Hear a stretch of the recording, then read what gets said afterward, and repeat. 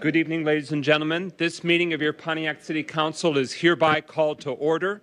It's the evening of Tuesday, September 12th, 2023. It's the 107th session because we love serving you. So it's our 107th session of this Pontiac City Council, the 11th Council.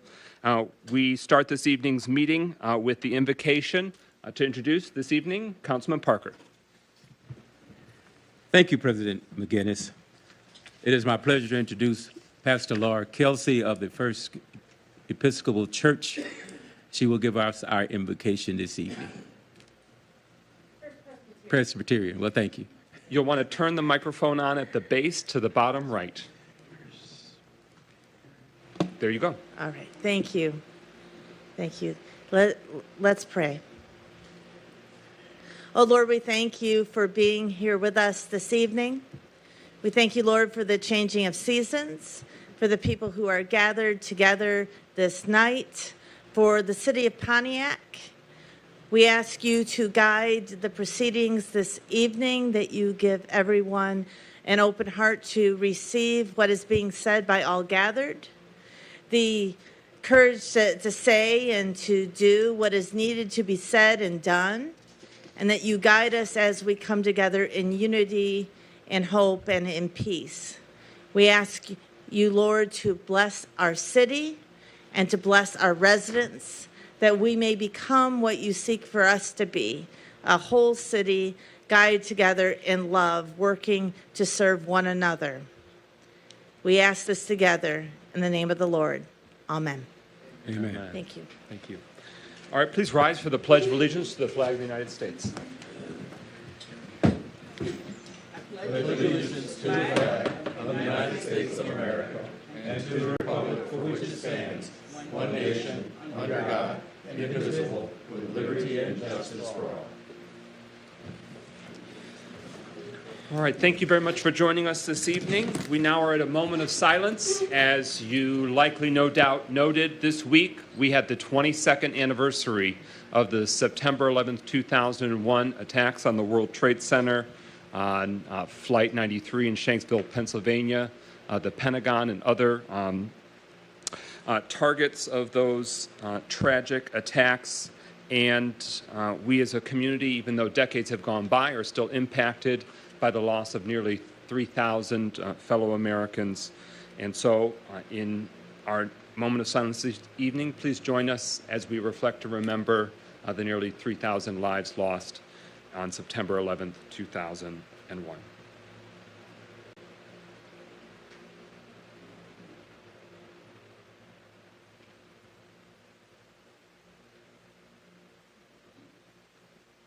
Thank you very much. Roll call, Clerk Doyle.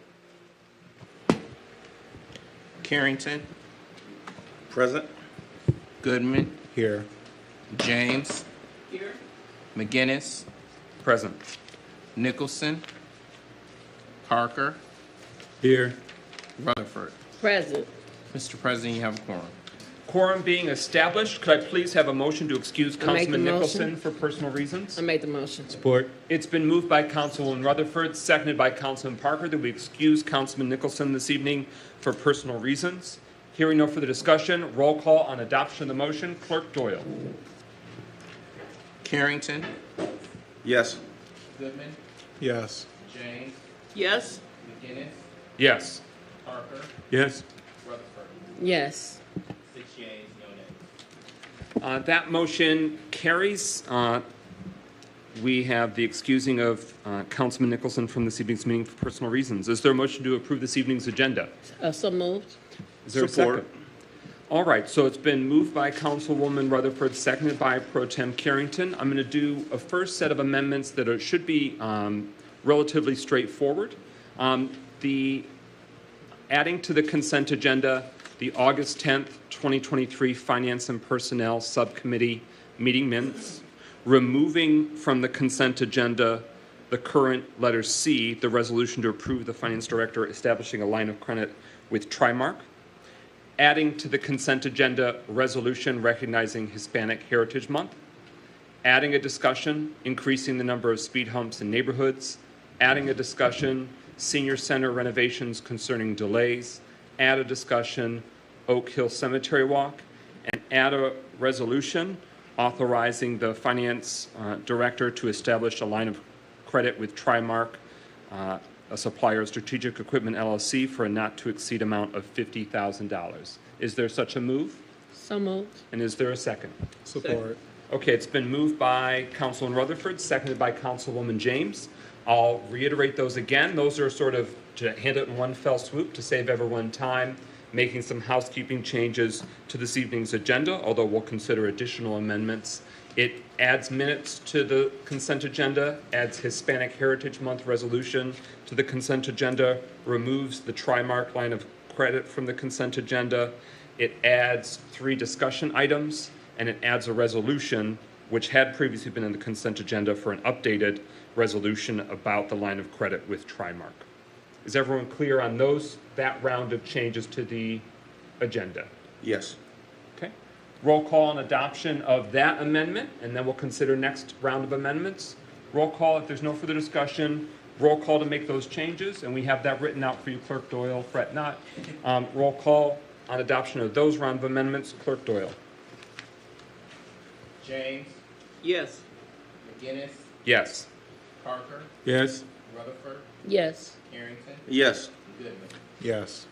6 yeas, no nays. All right, that motion carries. So those amendments are incorporated into this evening's agenda. Councilman Rutherford, another amendment. I want to make a resolution to override the mayor's veto on resolution 23.312. So it's been moved by Councilman Rutherford that we add a resolution to tonight's agenda that would override the mayor's veto of resolution 23-312. Is there a second? Support. It's been moved by Councilman Rutherford, seconded by Councilman Goodman. So is there any discussion? If none, the motion before us is amending the agenda to add that resolution for consideration. Roll call, Clerk Doyle. McGinnis, Yes. Parker, Yes.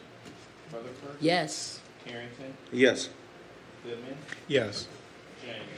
Yes. 6 yeas, no nays. Okay, very good. So we have an agenda as amended that has taken a few additions, and I'll make sure that I'm sharing with the community and the council the various changes as we get to those sections on the agenda so that everyone can follow along. Are there other changes, additions, corrections? Point of order? Yes, ma'am. A point of order, excuse me. So you did add the senior citizen renovation concerns on there as well already? That is one of the 3 discussions All right. that was. I Yep. just want to make sure. Thank you. Hearing no further discussion. Yes. And do we have anybody from the DPW department that could discuss this? Could you ask the administration if they have anyone here? Well, just because we're on the adoption of the agenda right now, that's been flagged, so that way they could potentially see if that's something that, for that portion of the agenda, might be viable. Thank you. Yes, so on adoption of the agenda, approval of the agenda as amended, any further discussion, any further amendments? Hearing nothing further, roll call on adoption of the agenda as amended. Clerk Doyle. Goodman, Yes. James, Yes. McGinnis, Yes. Parker, Yes. Rutherford, Yes. Carrington. Yes. 6 yeas, no nays. All right, that motion carries. The agenda as amended is approved. We are now at the consent agenda, which is an opportunity for us to sort of handle things in one fell swoop with more routine matters. Tonight's consent agenda has the August 10th Finance and Personnel Subcommittee meeting minutes. It has the August 28th Parks, Recreation, and Public Works Subcommittee meeting minutes. And it has the September 5th, 2023 City Council meeting minutes. It also has a resolution recognizing September 15th through October 15th of this year as Hispanic Heritage Month.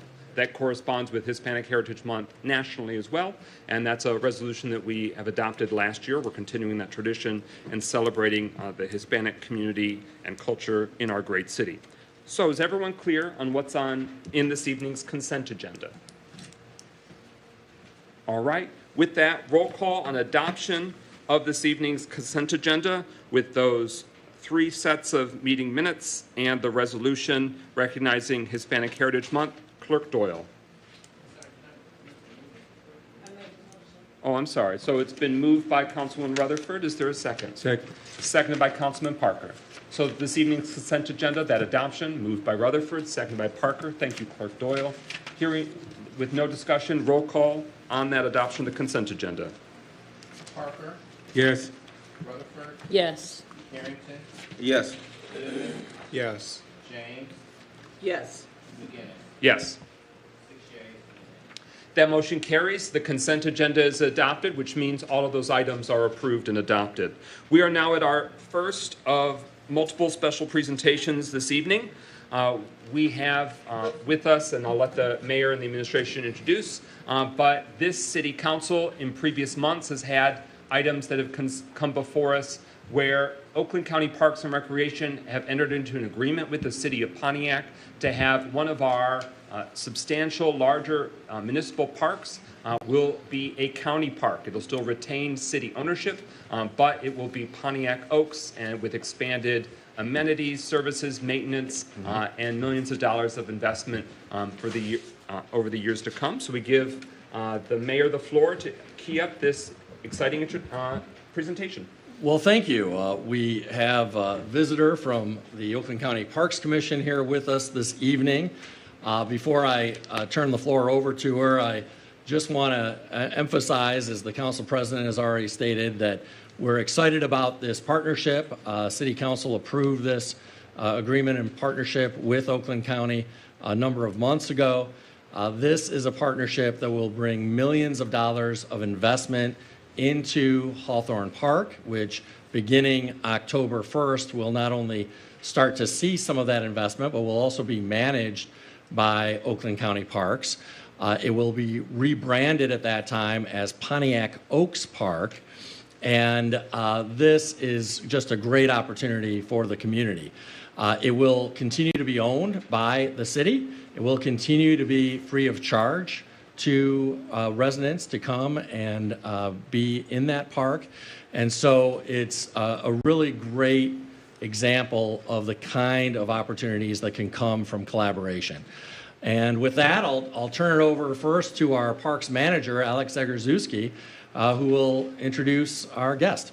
Mr. Manager, was there a presentation that will also be up for this one? Yes, sir. Okay, and so for this evening, ladies and gentlemen, we have 3 special presentations, and it looks like all 3 have PowerPoint presentations, so we want you to have the goods.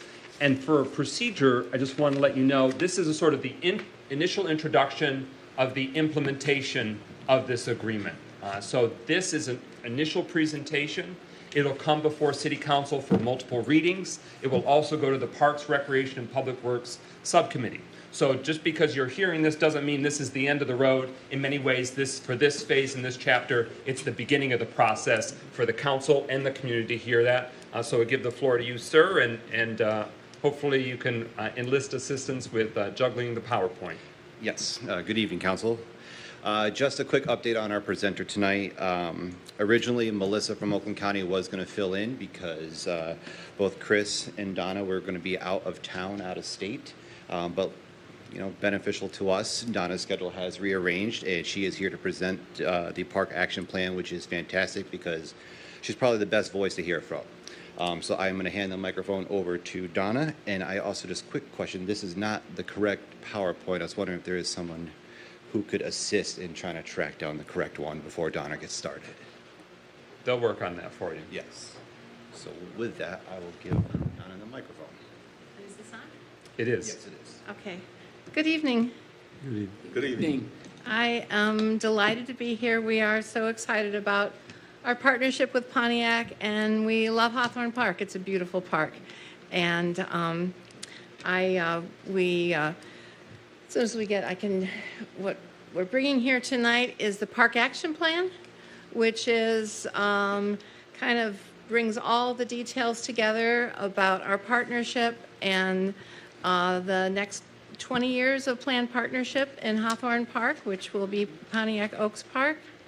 And and you all have the complete Park Action Plan in your materials, I believe. So basically, the presentation, when it arrives, is a tour of the document. So my plan is to just make a tour through the various sections, and you can stop me and we can go into more detail wherever you like. And as Chairman McGinnis was saying, we're going to be looking at this again. This is a draft. There are some parts of it that are not quite complete that we will be finishing up, bringing you a complete draft, hopefully with any input that you have for us. I think in about a week and a half, we'll be submitting that to you. I'm not quite sure what the schedule is. So, not sure whether to keep talking or wait. For the sake of time, if you could, share more. Okay, all right. Why don't I have my PowerPoint in front of me on paper, fortunately. There's a reason to do that. Okay, first of all, I'm going to start with, so the introduction of the document, one of the most important things is to look at our interlocal partnership agreement, and that was approved by our commission and by you all, and executed by all parties in June of this year, and that requires the creation of the Park Action Plan, and it requires that be approved by a majority of the City Council and the Mayor. And there are many additional requirements that are integrated into the Park Action Plan that are required by the Interlocal Partnership Agreement. One of those is a capital improvement plan. Excuse me, I'm a thirsty talker. One of them is a park operations and maintenance plan, and one of those is a park security plan. And the interlocal agreement also identifies a transition period, which is the period between when you executed the interlocal agreement and you approve the Park Action Plan, which is a fairly short period of time with our project. And that's beginning June 23rd and ending when you approve or September 30th, whichever is latest. That transition period plan was signed by the city and county representatives, signed by your mayor and our chair. And that plan was authorizing activities during the transition period. So in the case of Pontiac, I think that you all and us were not wanting the transition period to be a waiting time. We wanted to get to work. So during that time, we started mowing. We started some preliminary operations of the park, working very closely with your staff. And we started natural resources management, which in some case we established no-mow zones, so that we sort of restarted the mowing and then established some areas that would start to develop into natural areas, and started some forestry management, and also what has been a really big priority is managing the cattails along the waterfront. And then there's specific capital improvement projects that were approved as part of the transition plan, replacing the dock. We were replacing parts of the playgrounds, and we're refurbishing the restroom and getting that up and running again. Yeah. So those are the main capital improvement projects that we started on during the transition period. Okay. Why don't I call out page numbers as I go here? On page 5 is the beginning of the section that we're calling community context, which is our doing our research and our statistics to understand the demographics of the community, the history of the community. And I really believe as you're reviewing this, and if you have corrections to make or more information to provide about Pontiac history and the history of Hawthorne Park, we would really like to have that. So we welcome that information. Community engagement starts on page 10. And I want to point out that there are two types of engagement that we are and will be doing. One is the planning engagement, which is the engagement we're doing in order to create the Park Action Plan. And that is, we are asking people what is important to them, what they love about the park, what they need in parks, but we're not making any specific proposals. We're trying to find out people's priorities. And in that, we had an online and in-person survey. We had 230 responses to that. We also offered the survey in Spanish. And we held 3 open houses in August. We were attended by about 120 people. And I am very grateful to those of you that came to those open houses. And we really appreciate that. It was so important to have you there. We are finishing up that. We did a lot of engagements. We're finishing up that report. Preliminary results favor preserving nature, open space, improving existing facilities. It's pretty much, what we would expect. The next phase of engagement, which will happen after we have the approved park action plan, is the design engagement, is where we bring a designer on board, use this community review that we did, and start looking at some future design concepts for the park and creating a design master plan for the park that we'll bring back out to the public and to you for your comment and your input. And that is a summary of the engagement. Page 18, we're looking at the environmental conditions of the park, which is a requirement of the interlocal agreement. And there is the known presence of a former city landfill site at the southwest part of the property. And we did a phase 1 and phase 2 environmental site assessment that did confirm that there is some contamination in that area that needs to be investigated further. What we're looking at is it's probably compatible with passive use. I mean, we're not going to dig any wells there or build any playgrounds. It's, where there's trails and disc golf. But what's happening now is our consultant is developing the due care plan, which is how we understand how to protect the public and what activities are allowed there. Alex has access to all of those reports. We have a shared online folder that we've shared with him, so he would be able to give you access to that. And then very large part of this report is the existing conditions, also required by the interlocal, which is a real systematic documentation of everything in the park. What is the condition of the park at the time that we begin operation? And that's going to be updated with the improvements that have been made during the transition period. This is one of the areas that we still are doing a little bit more work. Any questions so far? I'll just keep going. And hard copies were distributed to council members in the days prior, and we apologize that the visual isn't queued up yet, but there might be hope yet. Any questions in terms of what has been broached so far? Pro Tem Carrington, you have the floor. Yes, thank you, President McGinnis. First, thank you for the presentation. So how many community outreach meetings did you do within Pontiac? We did 3. 3, okay. And after the park action plan is approved and we start moving into the design phase, we'll do at least 2 more. All right, thank you. Mm-hmm.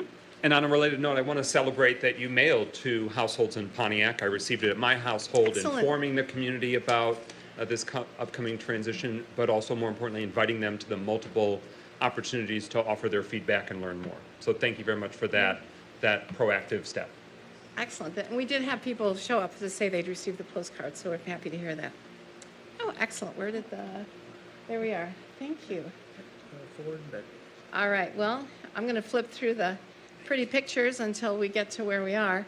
These are all the different sections. We're going to move on to the strategic plan. And here's Mayor Grimel and some very engaged citizens at one of our open houses. Our transition period plan, here's the dock as it is now, and we are working on replacing that as we speak. We're actually building a dock in a new, to the east of it, or to the north of it, and then we'll remove that dock after the other one is complete. And there's some folks at our open houses. Our environmental conditions, and our strategic plan, starting on page 44. Very interested in, any comments you have as we're going through this, as you're reviewing it, heading towards the final version. But we propose a vision for the park, and I'd like to read it to you.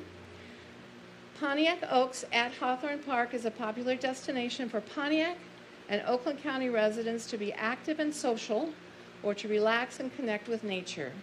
The park is safe and welcomes everyone. It is resilient and helps create a more sustainable future for the people of Pontiac and for the environment. Thank you. There was a question from Councilman Parker. You have the Yes. floor.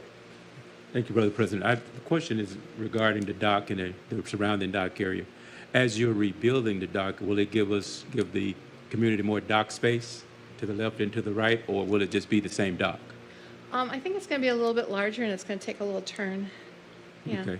And you mentioned in your opening comments about cleaning out the cat and nine tails, I guess what they are, and all the other weeds that's right there in front. Yeah. But that's going to be taken care of as well. Yeah, we would love to open up the view of the lake. Okay. And we certainly, right away, in order to build the new dock, we need to clear some of them out. Okay. And while I got the mic, I guess that's my third question. As you're doing all this renovation, is there any plans to increase the parking?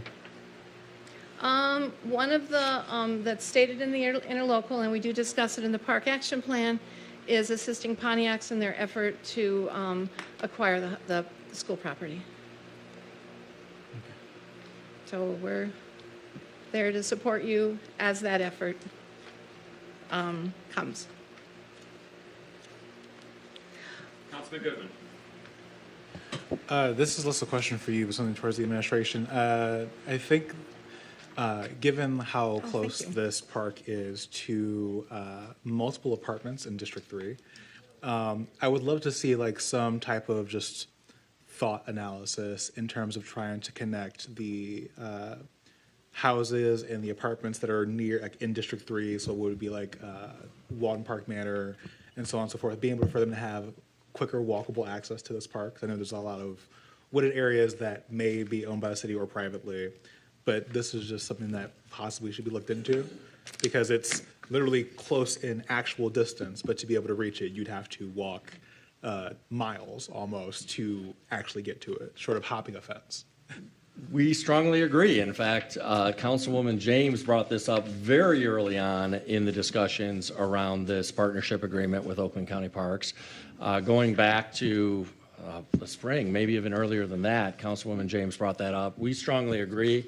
It's a park that is, as the crow flies, very close to residential developments. You mentioned Walton Park Manor, for example, but there are other residential developments in that general vicinity. But because of the railroad tracks that are mostly out of use now, because of telegraph, there are these very real physical barriers to those residents getting there easily. And what we've talked with the County Parks Commission about is, as part of this redevelopment of the park, making sure that we enhance those pedestrian connections with those neighboring residences. Awesome.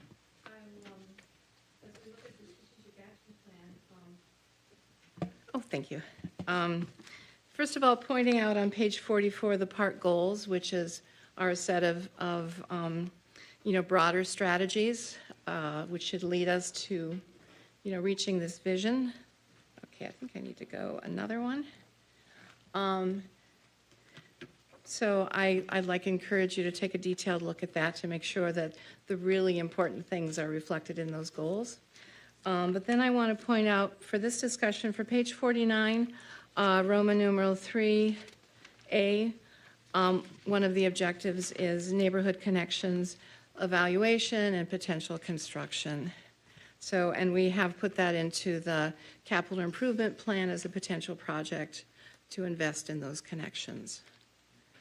So that will be, I think that'll be an important thing for us to work on together moving forward. Councilman Parker? One last question, I guess. As you're talking about making all these great and marvelous renovations to this park, will it also be something that will secure it so that it doesn't get vandalized and or misused? We do have a security plan as part of the Park Action Plan. We're looking at the principles of, I'm going to just go ahead and flip back to page 63. Looking at safety through design. So first of all, making sure it's a well-lit park. The more welcoming we make it, the more people will be in it, which makes it safer. And then having standard, opening and closing hours. We're looking at having, lights that come on automatically if folks are in the park when they shouldn't be there. And then looking at technology, what we want to do for security cameras, maybe around the restrooms or what, we're still looking at that as far as design, but, and then working with the Oakland County Sheriff, doing their regular patrols through the park as they do through all of our parks. And our staff being well-trained that they don't intercede if there's problems, who they need to call. So, and any further thoughts or suggestions on that are very welcome. Councilman James, you have the floor. Yeah, I'm also excited, almost excited as you are about this proposal. I do have one concern that I want to share with you on page 6, and that is the 10-minute drive time analysis, which I thought was a really great idea to include an analysis there of how many people can walk to this park within a 10-minute time frame. But your analysis is for the surrounding area, and I would really like to see a 10-minute analysis for Pontiac residents only. Okay, I can Since do that. since this partnership is specifically with the city of Pontiac. Are you interested in a 10-minute walk? 10-minute walk for the residents. How many Pontiac residents can walk to this park within 10 minutes? That's what I'd like to know. And this is looking at a wider scale, but I don't think that's what we want to see, in our partnership agreement. I think we want to see how many Pontiac residents would be able to walk to this park within a 10-minute time frame. I will add that to the analysis. Thank you. You bet. That's it. Councilman Rutherford. So when the county came up with this grand idea is to make sure that the urban environment, which were underdeveloped, was to make sure that we had a seat at the table and that our parks were brought up to code. That is correct, right? That's a yes? Yes. Okay. So in the planning of all of this, how many people I know you've had meetings, but how many people who actually deal with the park system from our community were talked to? I'm not talking about a cohort. I'm talking about, did you ask what the citizens actually need? Because here's why I'm saying, not everybody likes everything. And we need to make sure that if we're going to do this the right way, in decency and in order, that we need to ask specific questions. So do we have stuff for people for ADA compliance? We have a lot of people we have kids that have autism in this community. We have deaf kids in this community. What are we doing to service those children? Are we making sure that we're being culture appropriate with the things that we're putting in there? For example, making sure that we celebrate the heritage of different nationalities, the Hmong, the Blacks, the Jews, the Gentiles, the Hispanics, for example. This park needs to be the blueprint to make sure that the served communities are served well, but it needs to cater to them as well. So my question to you is very simply, do y'all have a direct draw of how you guys are going to make sure that this park is inclusive? Well, it's a first priority for us also.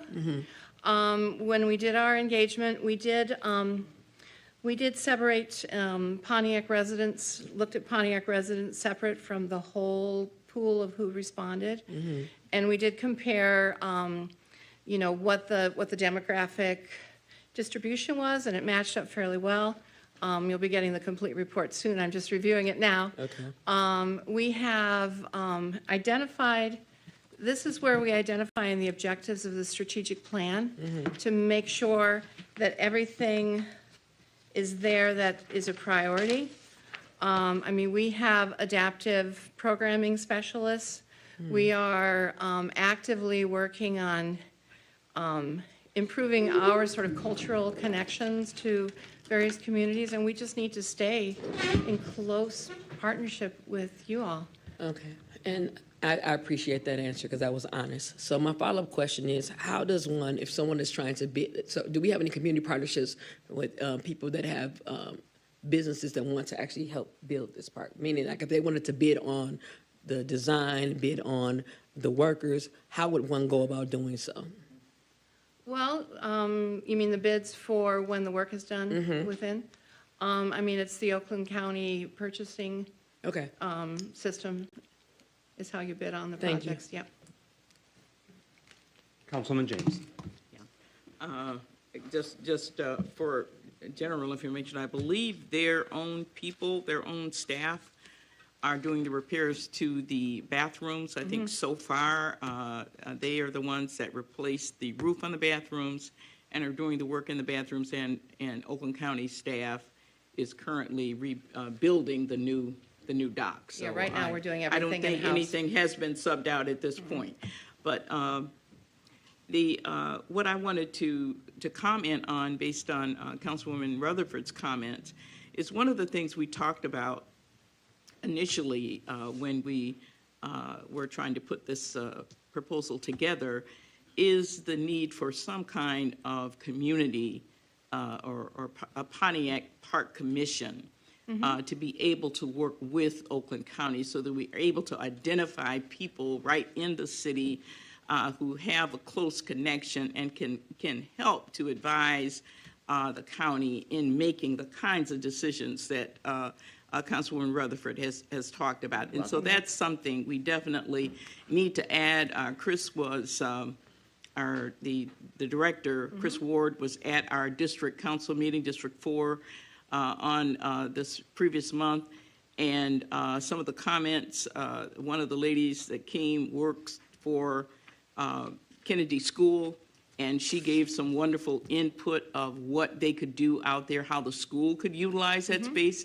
And so there definitely are Pontiac residents who could give you some invaluable assistance in trying to tweak this so that because we definitely want this to be a park that, a community like Pontiac, a diverse community, would be comfortable coming to and enjoying. Absolutely. So that is something that I also want to add to the plan, that we Okay. are looking at creating some kind of a park commission here, especially since your Oakland County Park Commission does not include a Pontiac resident.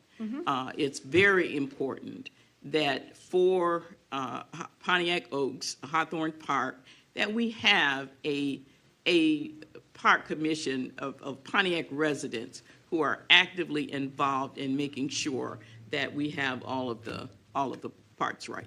We would welcome that. So that would be a commission that is specifically for this park. Specifically. And, our operation folks, our planning folks, our project management folks, we could all be meeting with them on And they would on a be regular basis. advisory, Yeah. they would be advisory, but I think, we've got residents who could give invaluable insight for the community. It could be very helpful to you, so. I think what I would suggest doing, if you look at the park goals on page 44, Okay. we've tried to touch on that, but I think we could add that as a goal to, collaborate with a commission that is selected Okay. by the city council. Okay. Yeah. And if there are questions, you have the floor still. You still have the floor if there's anything else you'd like to present. Oh, let me finish up here. And then I just want to point out that it's a phase timeline. We've identified 3 phases. The first one we're calling the park refresh, which is what we're doing now during the transition period. Park design and improvement is after the action plan is approved, creation of a design master plan, and then implementing all those federally funded projects during that time. And then phase 3, continued investment and improvement, and where we continue to operate the park, and there may be, and do more engagement, do studies as to what other improvements need to be done. So, and then here are our next steps. Incorporate your input, complete various sections that need a bit more work, do an overall edit, and provide our final version to the City Council for your review. Thank you very much for being here this evening and for the information. Further feedback, questions, and deliberation on the special presentation?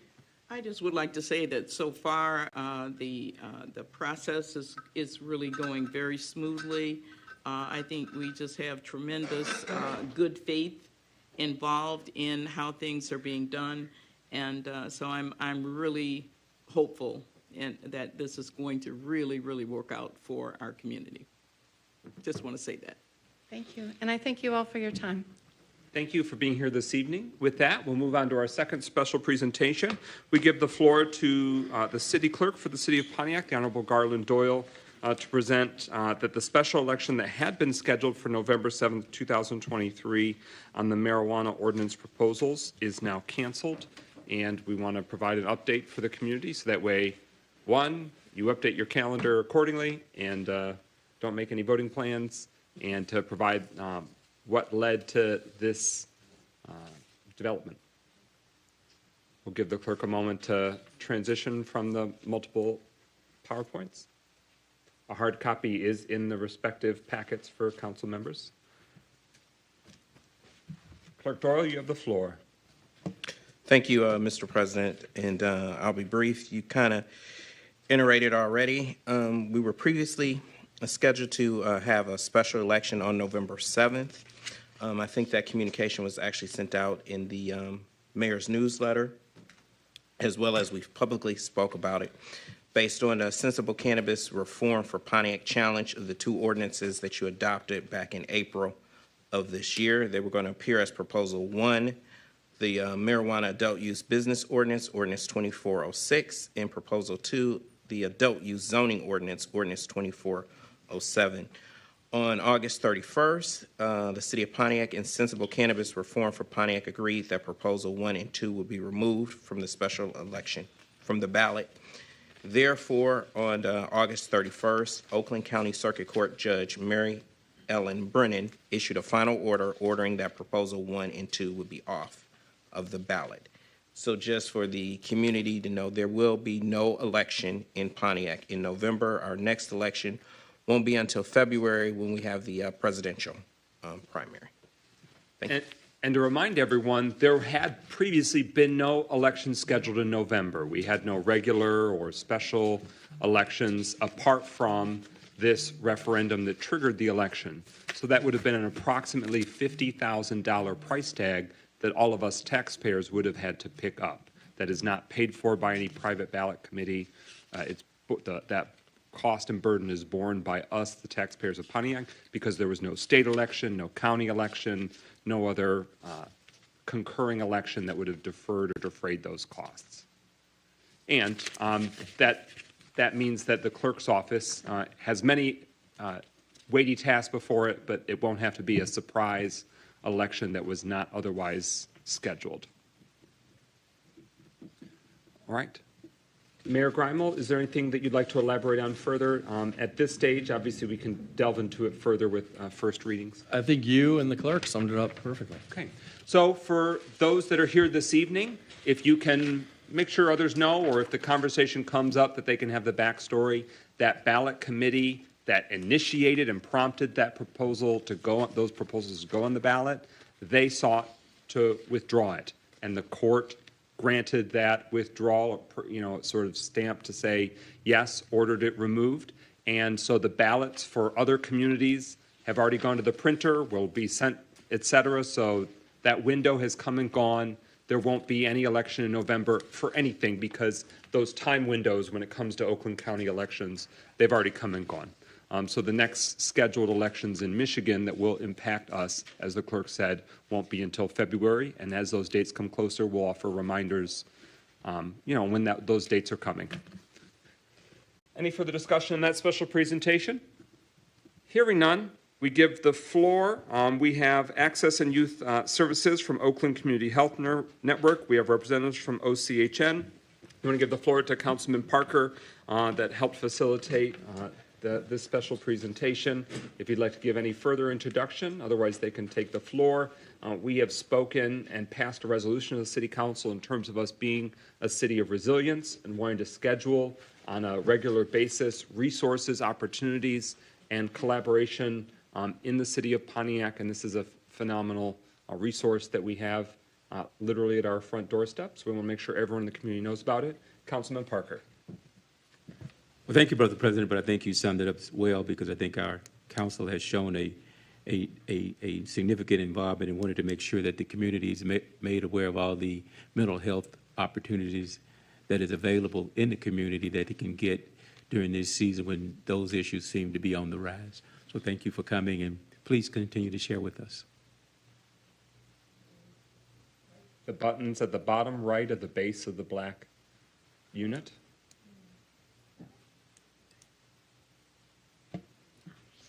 I was hitting the left button. Christine Burke, I'm going to stand on my toes a little bit. I am Chief of Staff of Oakland Community Health Network. I am here with Kyle Glasgow.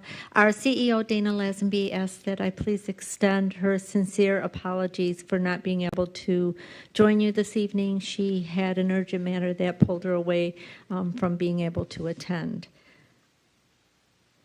I know a few months ago that Kyle and some members of our Access team presented in front of the council to give an overview of OCHN, and we were asked to come back to give a more specific family and youth presentation with the beginning of the school year.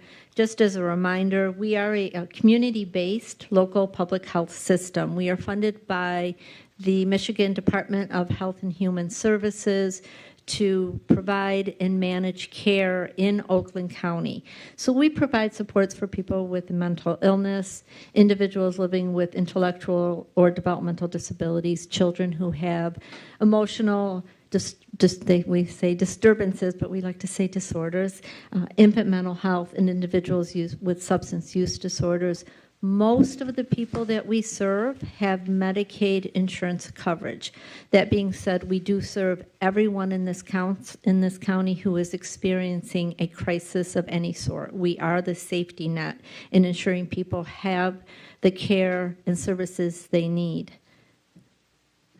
We serve approximately 27,000 people in the county. There is a ripple effect to that number, and we like to keep track of the family and the individual. So we often say that for every individual we support, there is a family member. There might be a neighbor, a coworker, a peer, a student, and that the ripple effect really reaches far beyond the 27,000. Before I turn the presentation over to Kyle, one of the other things Dana and I talked about yesterday is really a renewed commitment to this community and making sure that people understand our history within Pontiac. The Resource and Crisis Center, which Kyle's going to talk about a little bit later, has been in Pontiac for over 10 years. It's a very unique center in the state. It's very unique in the country. And so the other part of that is then looking at when we talk about our network, so that people associate the providers within our network within OCHN as well. So some names that might be familiar to you that are in the community would be Easter Seals, Common Ground, CNS Healthcare, Oakland Family Services, New Oakland Family Centers. Those are providers that all fall within our network. So we have well over 300 service sites. We have well over 180 providers whom we contract with to deliver these services. We are the hub of that network. So anytime there are concerns or questions in ensuring that people are getting services when and where they need them, OCHN is that point of contact, and then we can work with our provider network to address any concerns or challenges that people may have. And with that, I am going to turn it over to Kyle. Hi, thanks. So I guess I'll talk about the front door to our services, which is the Access Department, and it's located physically at the County Complex building at 1200 North Telegraph. We have walk-in hours there Monday through Friday from 8 a.m. to 3:30 p.m. In addition to that, we have access by phone, which is the phone number you can see there, 248-464-6363. That's also Monday through Friday, and that is from 8 a.m. to 8 p.m. So there's additional hours in the evening time for those seeking access by phone. Oops. So the first program I'm going to talk about is our Mental Health School Navigators. This is a newer program within the last couple years. The purpose of them is to go into the community, in particular the schools, and remove barriers to mental health and provide resources to family and children. In keeping with that, they also work with providing referrals and ongoing coordination, and they are somewhat of a mobile access department. If a child is or family is looking to access services, the mental health school navigators can do what we call an access screening in the community or at the school to see if they're eligible for community mental health services.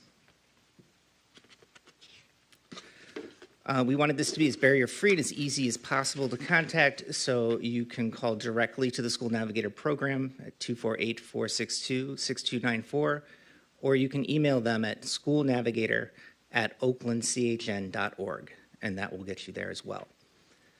So when that happens, they'll take some information from folks. They'll coordinate with the mental health school navigator, who will go out or make contact with the family or the school and provide whatever resources or needs that are needed. And then after that, it's not just a one and done deal. They will follow up in 30 days, and there's no limit to how many times you can access their services. As part of this, the one thing the mental health navigators do is provide help with funding for co-pays in particular. So we have one program for Oxford, which was allocated after the Oxford tragedy. We also have one fund that's available to any Oakland County student. This is to assist with co-pays and deductibles. If you have an insurance benefit that has a very high deductible or high co-pays, you can apply for assistance through the school mental health navigators, and the assistance can be up to $2,000 per household. And that's also, you can access that by School Navigator at oaklandchn.org. The other program that we have is our Child Mobile Crisis. This is available to children, teens, and young adults from 0 to 21 years of age. This is based on the state model of intensive crisis stabilization, so that's why it goes up to 21. And it is for those folks that are experiencing a mental health crisis. We contract with New Oakland Family Centers, who have been around for a number of decades here, providing many services to youth and also providing many crisis services. So what happens when you call the number there, 877-800-1650, is that you'll get in contact with someone who will ask for a little information, and from there, if mobile crisis is needed, they can be dispatched fairly immediately. The mobile crisis team is consisting of one master's level clinician and one behavioral health tech. And so they would go out together and they would go to the home and to address the crisis and stabilize it in as best way as possible. That may include on-site counseling, some crisis intervention techniques. It could also involve a referral to other resources or to a higher level of care, such as psychiatric inpatient or partial hospitalization. I apologize, I should have added this a little bit closer. The hours are listed there are 2 p.m. to 10 p.m., 7 days a week, including holidays. Those are their primary hours, but they can dispatch 24 hours a day. So if they call that number, which is active 24 hours a day, they can, New Oakland will be able to dispatch a team.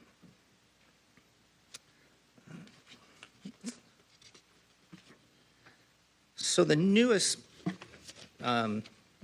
service we offer for youth and their families is called the Youth and Family Care Connection. So this is consisting of really two parts, and I'll go over both of them. The first is a walk-in crisis clinic, and the next is what we call the Children's Crisis Care Unit. So this is housed again at the Resource and Crisis Center, or the RCC, and that's on the county complex at 1200 Telegraph. This, to my knowledge, is pretty unique in the state of Michigan, and I know for sure that the Children's Crisis Care Unit, which I will talk about in a bit, I don't know of any others that exist in Michigan. So the goal of this is there's a very large problem on hospital boarding, so this is designed to relieve some of the pressure off the hospital. Insurance is not a barrier. It's designed to be as barrier-free as possible. You can have Medicaid, private insurance, or uninsured, and this is for any youth 17 years of age or younger in Oakland County. It's composed of 2 services. The first is a walk-in crisis service. This is on the lower floor. People can walk in and their families, they will get crisis intervention. They will be seen by a master's level clinician, and they'll come out of there with a safety plan or with a referral to a higher level of care. It also serves as our pre-admission screening unit, which is where people get screened for inpatient hospitalization. The second part is the Children's Crisis Care Unit, and this is the unique part. This is essentially, it's an overnight, a place where kids can stay overnight, so for up to 72 hours. It's based on the Crisis Stabilization Center that's now being looked at by the state of Michigan. And so this is a little bit ahead of that. Again, this is the part that I don't think exists anywhere but in Pontiac. It's composed of 8 rooms. All of them have a private bathroom, and there's a common area to facilitate groups and activities. And then they'll be seen by psychiatrists, a nurse, master's level clinician, and they'll be provided with structured activities. And individual group psychotherapy. Also, as part of the discharge process, they'll be giving referrals and resources. And as I said, it's located at the 1200 building at the RCC. It's on the lower level. It's just off Hospital Drive, and it's open 24 hours a day, 7 days a week. And there's the barcode for contacts. Thank you very much. Questions and feedback for this evening's final special presentation? Councilwoman Rutherford. Yes, thanks for the presentation. How many people of color do you have on your staff currently? It's staffed by New Oakland, and I couldn't say. I can tell you that in the Access Department, my manager is African American, and I'm going to guess like a third of our staff are. I asked that because there's been studies that show that children are less responsive to people that are not from their background or socioeconomic background. So as a suggestion, maybe they should have somebody from the Hispanic group or Hispanic background as well as African American. So just as a hindsight 2020. Oh, definitely. We would love to have some more Hispanic speaking therapists. Thank you so much. I just want to add to that. Dana and I have been talking about this. We do, within our organization, we call it IDEA instead of DEI. But one of the conversations we continue to have, there is a shortage of staffing. We all know that in the healthcare. And in very specific communities, we are hoping to enhance our recruitment efforts because we recognize, and what we've heard from the community is that individuals in crisis want people who look like them, understand them, and represent their community. So that is a priority for us. And anything this council or this community can do to help us recruit and develop pathways for Pontiac residents, we welcome that opportunity. My follow-up question is, are you familiar with Therapy for Black Girls? It's an app that has, and are you guys on that app? So Therapy for Black Girls, they have Therapy for Black boys, where they actually have therapists that are from this area that actually practice therapy as well. That's just as a point of information. Yeah, thank you. I will add that we do try to look for culturally sensitive different applications online. So we use My Strength is one of the applications that we use, but I'm going to run that by my clinical teams. Thank you. You're welcome.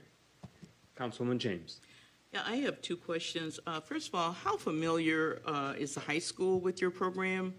I mean, just gut feeling. How do you feel about, how closely you are connected with high school students? We'd like to be more connected. To that, I know that we've contacted about 450 out of 480 schools in Oakland County, and Pontiac is in particular. We'd like to get our services in there and available to people. So any pathways or avenues, we would be happy to use them. If you had to grade your involvement at Pontiac, what would you grade it at? Yeah, I couldn't say. So we are engaged with several groups within Pontiac, one led by Pastor Jones. We do outreach traditionally to all schools, Pontiac included. We do outreach electronic mailings in September and in January, and we do hard copies of mailings of information to not just superintendents, teachers, but we also every year we refresh our list of all school counselors at every grade level. So there is ongoing communication with the schools. The School Mental Health Navigator Program, which is funded in part by the Board of Commissioners, has really changed the trajectory in our ability to make empaths into the school system. So I'm going to put us at about 80%. Over 2 years ago, I may have said 60% before the school navigators put those boots on the ground for us to knock on doors and to participate in different activities within a community. We also have several crisis teams that if there is a crisis that impacts a school specifically, we work very closely with our provider network, and we will go into our CISM teams, and I can't remember, we use a lot of acronyms, but in those events in a school district, or if a school itself has a specific need or endures a very specific crisis, that we will make sure that behavioral health specialists are on site. A number of our providers also already have programs embedded in various schools, so Honor, Community Health being one of them, Easter Seals as well. Are you connected at all with Oakland County Sheriff's Office? Yeah, we have several programs with them. We have a good working relationship that's been developed over about a decade, with the goal being that persons with mental illness can be moved into treatment versus jails, essentially. The key phrase that we use would be a CIT, which is a crisis intervention training, which is essentially a law enforcement officer will go out with a social worker, sometimes together. They'll co-respond, like the co-responder will actually ride along for the evening shift, and any mental health issues, they would respond together, and it's often the clinician that would interact with the person first. So we have trained, since CIT was first introduced in Oakland County in, I believe, 2015, we were the second county in the state of Michigan. Since that time, we have trained over 1,000 members of law enforcement to help with de-escalation, to keep both the people in crisis and the law enforcement safe, and then make that really important connection to ongoing continuum of care. We actually, as a county, just hosted the International Crisis Intervention Team Training, so we had 1,500 people from across the world who came to Michigan, but specifically they were looking at Oakland County's crisis training. Any further discussion or questions? Thank you very much for being here this evening, but more importantly, thank you for your important and valuable work in our community. Thank you for Have a great having night. us. All right, we are now at subcommittee reports. First up, communications, engagement, and operations. That subcommittee chair has stepped aside for a moment. So next up is economic development, housing, and planning. This is our monthly verbal check-in that supplements the in-person subcommittee meetings and also the minutes that are adopted and filed, an opportunity for us to elaborate on the economic, in this instance, economic development, housing, and planning work that the City of Pontiac City Council is pursuing. So very briefly, 5 areas that have been delved into at this most recent meeting. We had our monthly meeting on September 11th due to the Labor Day holiday, but our next month meeting is the first Monday of the month, 9 a.m. in the Council Legislative Chambers. In the last 2 months, we've, along with the Facilities and Property Subcommittee, have looked at the administration's proposal on how city-owned real estate should be disposed of or sold. That will still require public hearings and votes, so any city property that would be sold would still be coming here at the City Council, but we're looking to implement the administration's, and consider, approve, and then the administration would implement that policy. Specifically, there's a large city-owned property that a development is proposed. It's on Kennett Road. It is a former landfill. It is city-owned and dozens of acres, and it is actively being deliberated, the development agreement, but that would require a public hearing, and those matters would come before the full City Council. Just want to let you know that that's being considered and deliberated at multiple subcommittee levels. Carlisle Townhomes is being proposed on the site of the former Weaver School that would utilize the existing zoning. So that has come before this and other subcommittees in recent months. We heard last week a special presentation on the new Small Business Development Program. We did a deeper dive at this month's subcommittee meeting, and we also received updates on how the home repair program's first phase is going in terms of ensuring that the program is a success. So broadly, those are some of the updates. Now I'm going to give you a real FYI items on what's happened or coming up over the last few weeks in the Planning Commission, Historic District Commission, and Zoning Board of Appeals. So at last week's Planning Commission, a rezoning was recommended for 454 Auburn. It's vacant land right now across from the Leone's Frosty Treat. That's being proposed for a 5-story apartment building. That'll come before City Council for multiple readings in the coming weeks. Similarly, a rezoning of the former Mark Twain School was recommended for approval at 729 Linda Vista for a C3 commercial operation that would be able to, it would demolish, just so you know, their plan would to demolish the former Mark Twain School and build a new facility of a similar size on that approximately 10-acre parcel site. So that's coming before the full City Council in a few weeks. 104 Baldwin was approved with conditions for their special exception for outdoor sales and preliminary site plan. It's a former used car lot, and it'll once more be a used car lot, but it will be updated and improved. 1104 Baldwin. At 900 Joslin, their special exception for automotive services and preliminary site plan were both approved with conditions. That's one of the former Chief Financial Credit Union bank branches, credit union branches, near some of the GM facilities, but on Joslin, it's taking that former credit union branch and it'll become a gas and automotive service station. So that's what's proposed for 900 Joslin. 951 Vanguard, it was an informational session, meaning more will come, but Vanguard's in District 2 behind the Oakland Point Shopping Center, where FedEx facility is back there and some other facilities. That was an early proposal. 520 East Columbia, also an early information session. And then there are 3 zoning text or map amendments that are coming up for consideration.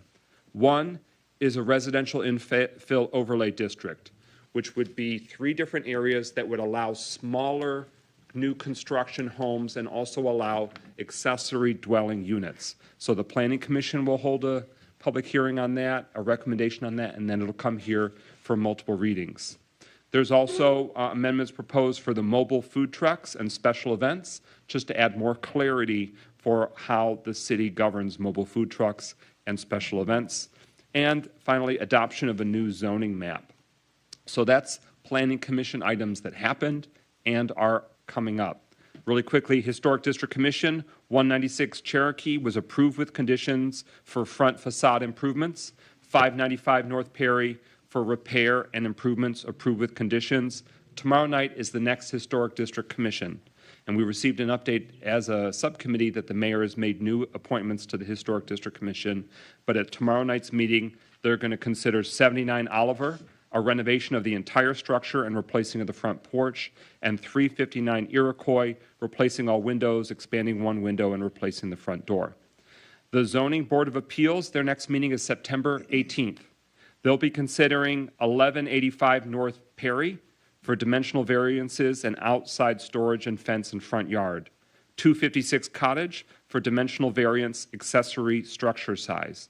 29 South Telegraph, use variance, indoor recreation facility. That's at the old, what we would know as Tel Huron Shopping Center. A new business wants to go in there, but the code is kind of outdated, so they need to have a zoning use variance. 133 Chamberlain, dimensional variance, setback, and accessory structure size. And 45985 Woodward, a dimensional variance, building facade material, and transparency requirements for that car wash. Sorry to give you a lot, but there's just a lot of pending applications that the boards and commissions are considering, and there will be a lot of development considerations this city council and us as a community will be considering. So with that, communications, engagement, operations, your subcommittee report. So I will keep it relatively short and to the point because there are not too many massive updates other than some more up-to-date tech is being implemented in City Hall, improving multiple of our systems. As you can see with prior beautification signs, those have been going out. That does cause engagement. We've been getting those out steadily to the residents who are receiving them. And then realistically, the things that were in the pipeline before, such as community Wi-Fi and working on our website and working on the multiple different aspects of making City Hall a up-to-date, modern place that is accessible to the residents and is connected to the community is ongoing. So hopefully I'll have more larger, more exciting things, but my committee is not the one for that usually. I love your subcommittee. Facilities and property. Yes, so what we did was that we talked about the permanent site location for the DPW. It's not been finalized. We spoke about making sure we acquire more assistance for the building people, Vic and Larry. That still has not been done. That is an ongoing issue. Purdue RFP is about to be issued. McCarroll RFP is about to get issued.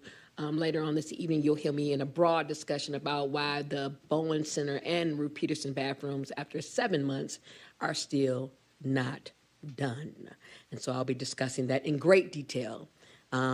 My issues, the upcoming thing is trying to figure out when they're going to actually repair and finish the Bowen Center bathrooms and Ruth Peterson after 8 months, which would be October next. And also trying to figure out when we're going to issue out these RFPs. They were issued out incorrectly, and they have to be reissued out. Looking for some hope and some aspirations, and that's all I got. Thanks. All right. Finance and Personnel, the subcommittee chair, Councilman Nicholson, isn't with us at this evening's meeting, but those last month's subcommittee minutes have been adopted, and their next subcommittee meeting, if I've got that right, is this coming Thursday at 2:00 p.m. here in the Legislative Conference Room. The community is invited to the next Finance and Personnel Subcommittee for City Council. Chairing Law and the Courts, Councilman Parker. Thank you, sir. Law and Courts did not meet in August. We took a break, but just wanted to inform everybody that we did. The courts did do a warrant clinic this past Saturday, which had about 200 participants, and so that was a success, as well as we continue with the Code Enforcement Division to continue to do their inspections, their inspections and ticketing, and they have been doing a marvelous job of trying to catch up with all the backlog of things that they have to do, and I want to thank their manager, Mr. Jack McIntyre, who's sitting in the back there, for the excellent job he and his team is doing. I believe we're looking for some additional people to come on board in the near future, and we're just continuing to do the work that we called out to do. As you know, we took Blight Court and moved it back to the Magistrate Court, or to the 50th District Court, and now that the landlords are sensing that there's a little bit more teeth in the process, they're beginning to respond a little bit better. There's a whole slew of inspection they got to do at rental properties, and some of the other properties had not been inspected for well over 10 years. And so they're just trying to play catch up, and I want to thank him for keeping his team active and involved and engaged in continuing that process. That's our report for this time. Thank you, sir. Our next meeting will be the 25th of September at 4 p.m. Thank you, sir. Chairing Parks, Recreation, and Public Works, Councilwoman James. Excuse me. Okay, first of all, the Pontiac Community Foundation was at our meeting, the director, and to give an update on the Maddie McKinney Hatchet renovation project. The project has been, the scope of the project for Maddie McKinney Hatchet Park has been reduced due to spiraling cost constraints. The foundation is in the process of finalizing a plan with West Construction that will include new cost projections and a full construction timeline. So more to come on that. Grants update, the $1 million Sparks grant application that was submitted for Galloway Lake Park upgrades is on hold due to changes in the Sparks grant process or program. The new guidelines have not been received, so the grant that we put in for Galloway Lake Park is on hold. Parks manager update, the parks ground crew are currently working on cleaning up storm damage, tree limbs, replacing swings, and other maintenance issues. The Parks and Recreation ground crew is also currently located. They're housed in the fire station across from Dunlap Park. The park manager is working on a full maintenance plan for the parks, which is to be presented at the September meeting. Bathroom repairs at Badette and Murphy Park, A grant has been written to upgrade the warming center at Murphy Park. So hopefully we will be able to get that grant and we will see that warming center renovated and reopened to the public. Bodette Park needs upgrades for their bathrooms. Those upgrades are being evaluated now, and the bathroom has some leakage, roof leakage, so the bathroom is closed at the present time, and we are attempting to get cost estimates on what it would take to get those bathrooms completely renovated. Recreation manager, currently we are in registration for fall. Registration can be done at the Pontiac recdesk.com. And one of the highlights of the fall program is that they do have a mental health program for teens and so many other things. So if you want to get your kids involved in recreation, please go to pontiacrecdesk.com.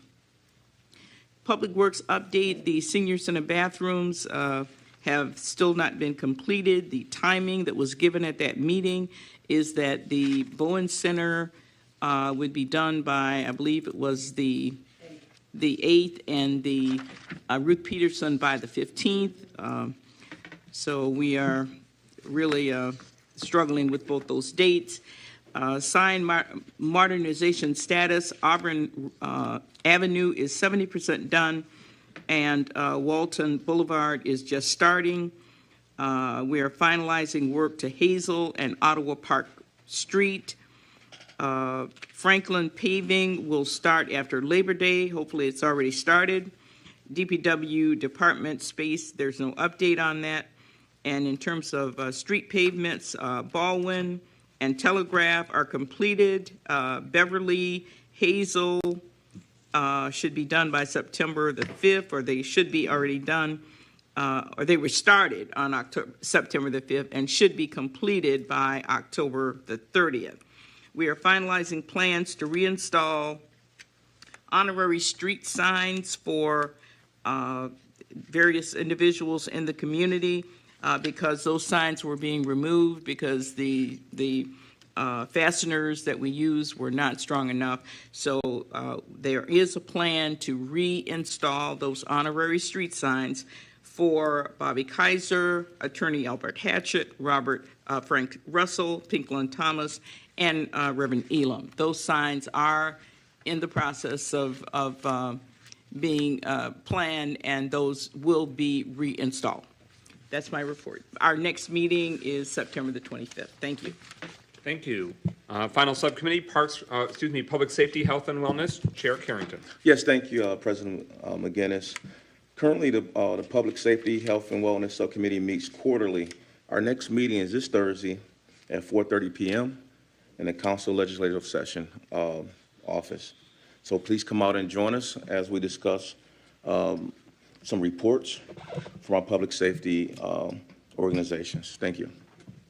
Thank you. With that, that concludes subcommittee reports. Are there any recognition of elected officials? Are there any of our community's current elected officials that wish to have the floor? Hearing none, we are at agenda address. Pro Tem Carrington, and request this evening. Yes, thank you, President McGinnis. Ms. Beatrice Wright.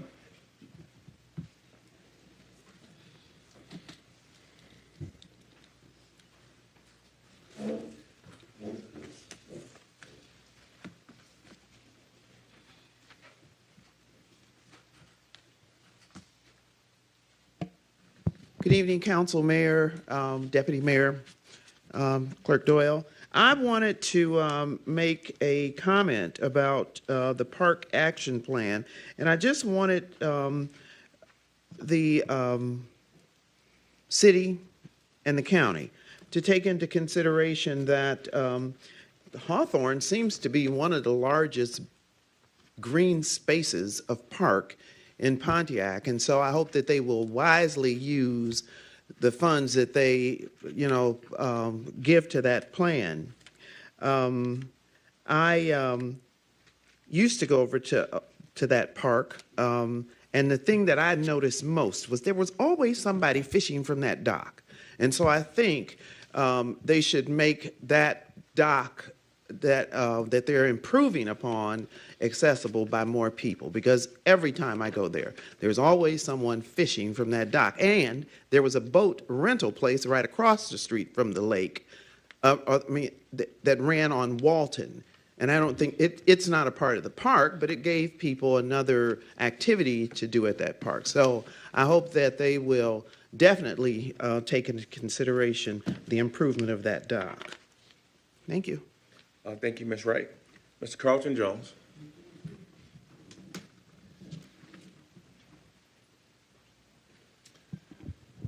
Good evening. I just want to say thank you for this opportunity again, and I'm glad to see that we do have this technology to have it on television. And I want to say thank you to all the citizens who have told me repeatedly that they hear and appreciate what I bring to the mic in respects to workforce development, in respects to engaging Pontiac people. But I have to commend Councilwoman Rutherford. She hit the nail on the head tonight if you heard what she was saying to the people who were coming before us, that we have individuals who need to be worked and looked at specifically here in Pontiac. And if council, if you don't listen to anything else, when we bring people in here, if they don't understand the dynamics of Pontiac, they don't necessarily understand how to help us best.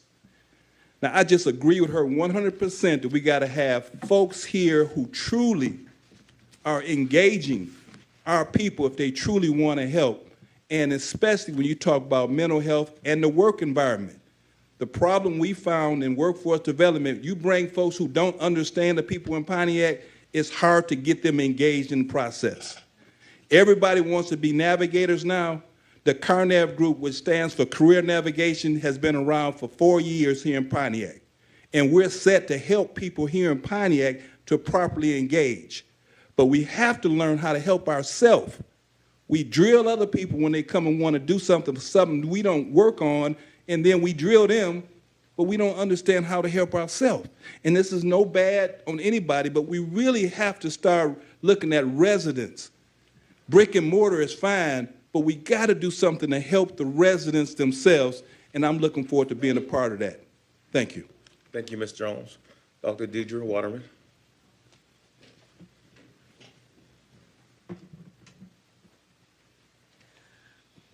Good evening. I'm here to speak to agenda item 11, and I'm be interested in hearing the discussion. Apparently, this is the revisions and amendments that were made to the 2 adult use marijuana ordinances that the council has for their first reading this evening. This whole marijuana saga has been very curious and tumultuous in the city of Pontiac from the time the voters first approved the medical marijuana ordinances by 1 vote, which couldn't be recounted for various reasons, but 1 vote. We've had a long, tortuous path to get to this point. For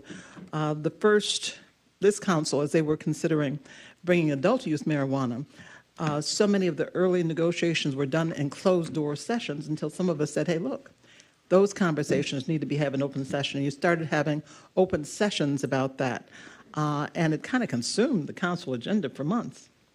So to see that after all that, and we were ready to start the program in Pontiac for adult use marijuana, you had a group who got 1,400 signatures to say, let's let the people vote on this because they didn't like the process that had been decided. So it was to go on the ballot, but I understand that you had a closed session on August 15th, and after you came out of closed session about this, President McGinnis said that you had made some amendments, which I guess is what is here on the agenda today, that involved the scoring. You were changing the scoring, and I thought, well, you know the applicants, so how isn't scoring picking and choosing?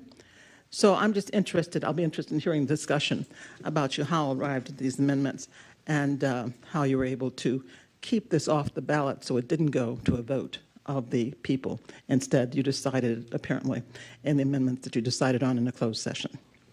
Thank you, Dr. Waterman. Ms. Darlene Clark, what item? My presentation that was given today from the parks. Okay.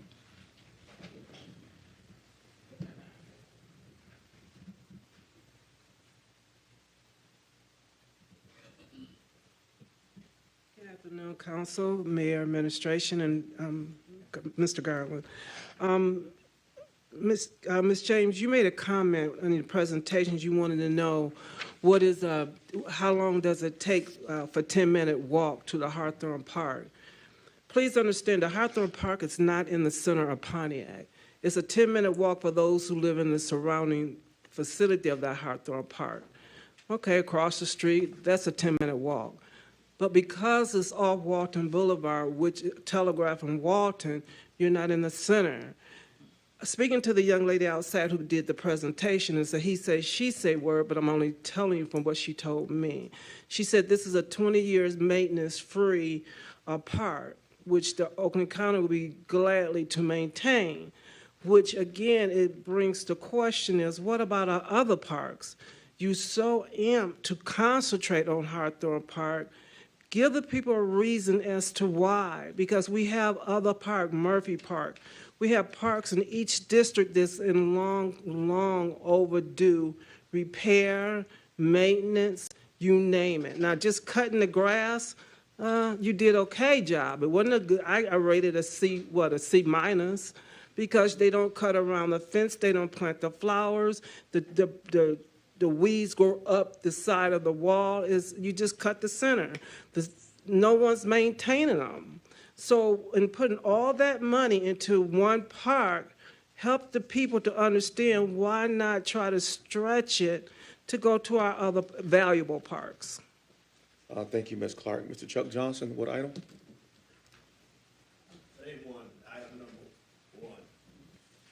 I'm reminded, Chuck Johnson, 21 North Pata. I'm reminded of when I did the demolition on Hawthorne School back in the day. And I'm very pleased to now hear that this body and the county is going to step up and start making that park whole and accessible to all. I'm very pleased to hear that. And I know we have other parks that need this same type of attention. The Mill Dam is one, Murphy Park is another. But all that comes at a time and a pace. I really appreciate that. Now, I understood or I heard that the property, the old landfill on Kenneth Road is now going to be accepted by, or for some reason. Now, I'm wondering what the proposed use of that piece of property is going to be, and will it have any kind of an adverse effect on the surrounding of Hawthorne Park? I mean, I don't know it's a landfill, we know that. But what will it be used for in the future, and will it have any effect on how Hawthorne Park? I did keep some artifacts from the park when I tore it down years ago. I gave some to some folk here in Pontiac. But I'm just, again, very pleased to know that something now is going to happen for that park. Thank you. Thank you, Mr. Johnson. That concludes agenda address. All right. We are at number 11. Is there a motion to adopt a resolution to approve the first reading of an ordinance? I am so sorry. Oh, this is the agenda address one. Okay, yeah. Let me check. Yeah, that concludes it. Okay. Is there a motion to adopt the resolution to approve the first reading of an ordinance to amend ordinance number 2406? So moved. It's been moved by Councilman Goodman. Is there a second? Second by Councilman Parker. Okay, any ordinance amendment requires at least 2 readings. This is the first reading, which in many respects introduces it. Specifically, ordinance 2406 is an ordinance to allow adult-use marijuana establishments to operate in the city of Pontiac pursuant to the Michigan Regulation and Taxation of Marijuana Act, initiated Law 1 of 2018, MCL 333.27951 et seq., to provide for standards and procedures to permit and regulate adult-use marijuana establishments, to provide for the imposition of permit application fees and renewal fees, and to impose conditions for the operation of adult-use marijuana establishments. The City Council voted to enact ordinance 2406 earlier this year, and this is us beginning to consider some amendments to that ordinance. Mayor Greimel, if you want to introduce the further context. Yes, thank you. I'd like to invite, and I see he's already at the podium, the attorney from Clark Hill, Chuck Murphy, who's been working on this matter. And so I'd like to ask you, Mr. Murphy, to walk through the proposed amendments to the ordinance. Thank you, Mr. Mayor. Thank you, council members and the city clerk. There's a few amendments. Most of them are based on the resolution that council adopted in open session in the middle of August. There's been some refinements based on discussions I've had with the mayor and the clerk about some minor things, which I'll go over. But the first item is in section 3, the definition of applicant. The proposal is to redefine that definition to limit it to those who apply for a permit to include only owners with a direct or indirect ownership interest of 6% or more, unless they exercise control over or participate in management of the applicant. An applicant has to submit more fulsome disclosures than an owner with less than 6%. And there was some concern that some applicants have ownership interests of funds that have hundreds or thousands of members with minor interests, and it's a bureaucratic issue. So that proposal is to redefine applicant to limit it to those with an ownership interest of 6% or more. That's in section 3. Also, person was amended to include limited liability partnerships. Previously, it covered all business entities, but we noticed that we left that one out, so the proposal is to add that into the definition.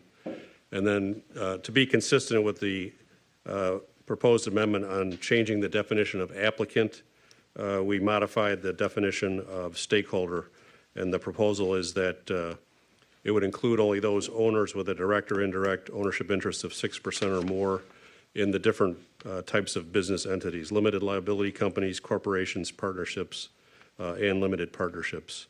That's the definition section, section 3.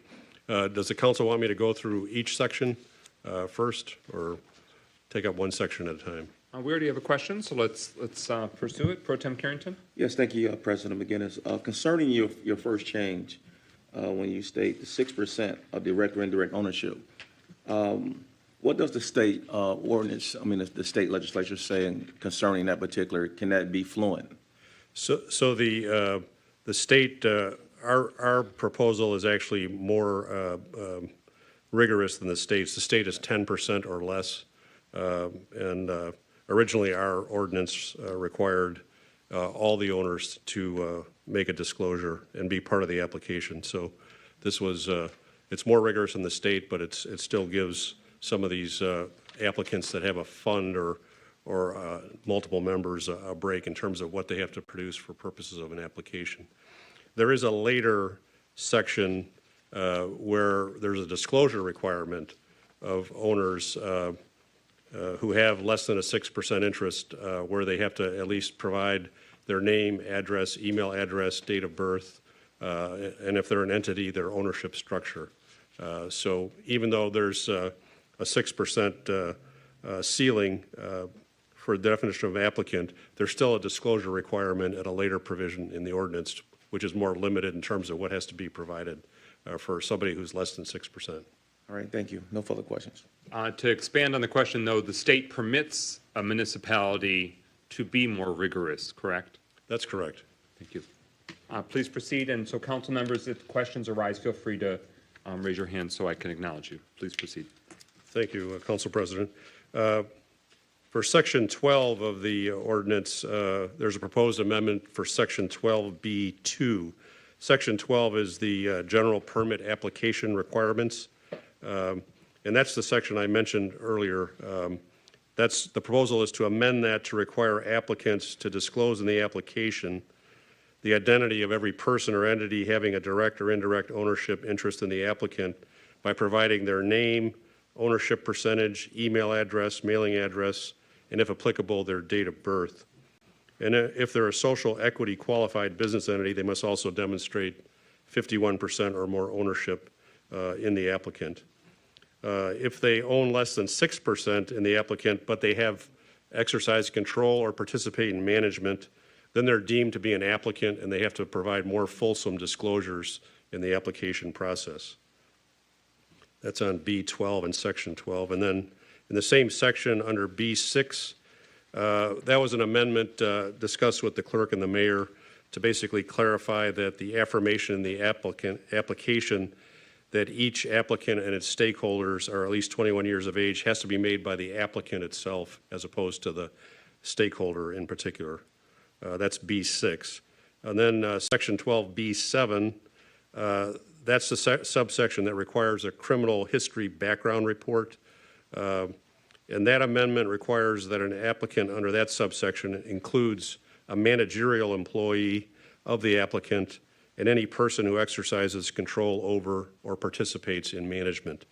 And that amendment was added to that to correspond with the redefinition of applicant.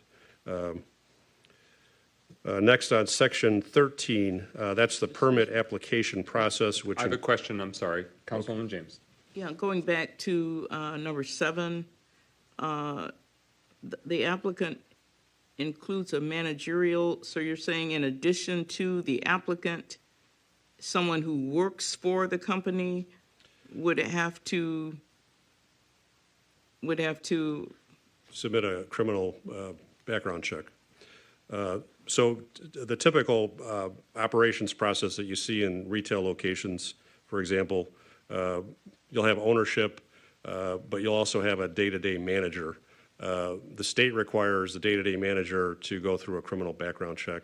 That's more rigorous than what an employee would have to go through because they're actually managing compliance, managing cash flow, that sort of thing. So the purpose of that is they may not be an owner, but if they're a manager of the entity, they have to submit a criminal background check. And that's per the state of Michigan's requirements? Yeah. Correct.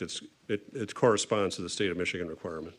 How did we miss that the first time around? I'm not exactly sure we missed it the first time around. There was the ballot committee raised issues with respect to the criminal background check, and we're concerned. Their concern was that if they had an applicant that had, say, a fund that had 1,000 members, they were concerned about having to have all those members submit criminal background checks. So the way this amendment, it's efficiently done in a way where the definition of applicant affects who has to give a criminal background check. Okay. But we wanted to make sure that it would also include a managerial employee. Okay. All right, please proceed.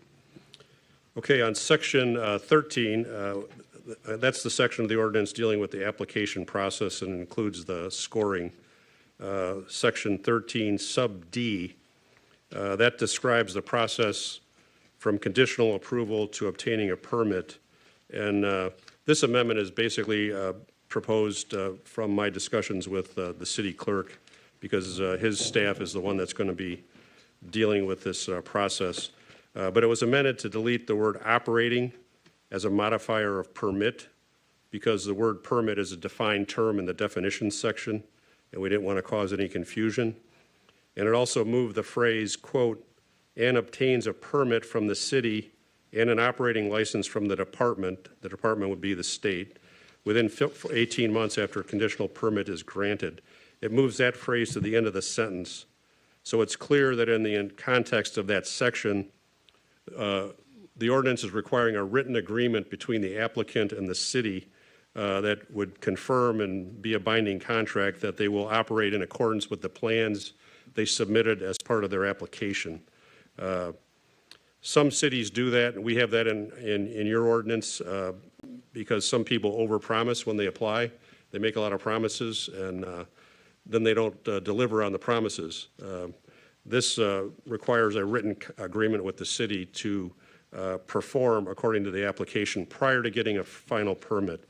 And the clerk was concerned about moving it down to the end of the sentence so it was clear that the written agreement is required before they get the final permit. That's section 13 sub D. Moving down to subsection E of that same section, that reduces from 60 days down to 30 after the effective date of the ordinance, the time frame for the clerk to announce and set the 21-day application window for applications. And it's also to be preceded by adoption of City Council of a resolution approving the point-based scoring guide. The clerk did not have any problem with setting the application window for 21 days within 30 days of the effective date of the ordinance, because he still has discretion as to when that window opens, so he can staff up and be ready to handle the applications when they're submitted. Then on section 13 sub F3, that addresses neighborhood communication plans. And again, this proposed amendment comes from the clerk and myself and the mayor. It was amended to more clearly reflect that the plans for an annual neighborhood meeting should include written notice to all property owners within 1,500 feet of the applicant location. The prior draft had that as a separate sentence, and it wasn't clear if it was supposed to be part of the plan or not. So that's really a housekeeping amendment. Pro Tem Carrington flagged a minor typographical error. If you can identify, Pro Tem, where that is for yeah, the attorney. Section 13, within the first paragraph, the second change that you made, entertains, I'm assuming that it's entertains a permit from the city instead of in permit to the city. It's the letter N instead of the word No, A. I saw that before the meeting too. Yeah. So if we could just have that. I marked that. Typographical, but have it reflected when we have the second reading. Okay. I noted that. Thank you.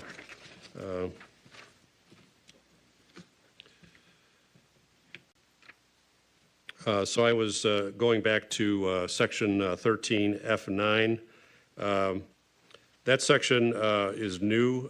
The proposal is that if an applicant has a current and final conditional approval for a medical marijuana provisioning center permit and is not in default with the city, they shall be awarded 30 points whether they apply for a retailer permit or a social equity retailer permit.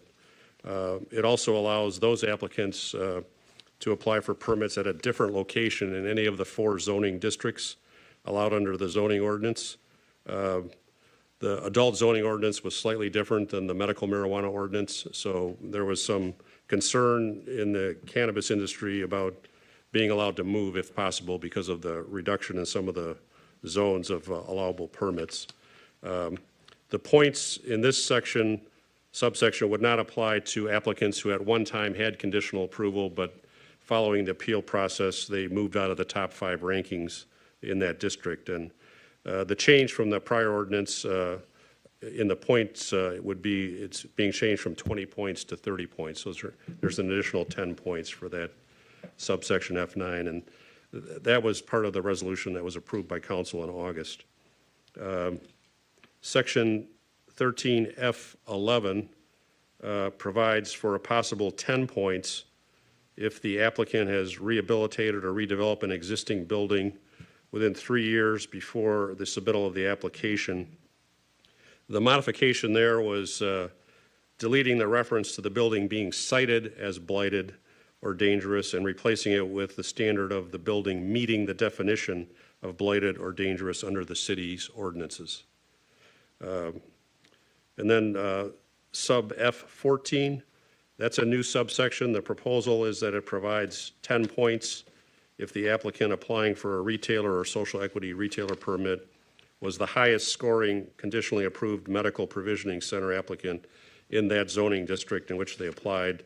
And it includes all applicants that are tied for the highest score, because in some of the districts there were 2- or 3-way ties for the top scoring. Subsection G of section 13, that amends the total possible points from 165 points up to 185. That's really just a mathematical change based on the prior 2 amendments that I addressed where the points were changed.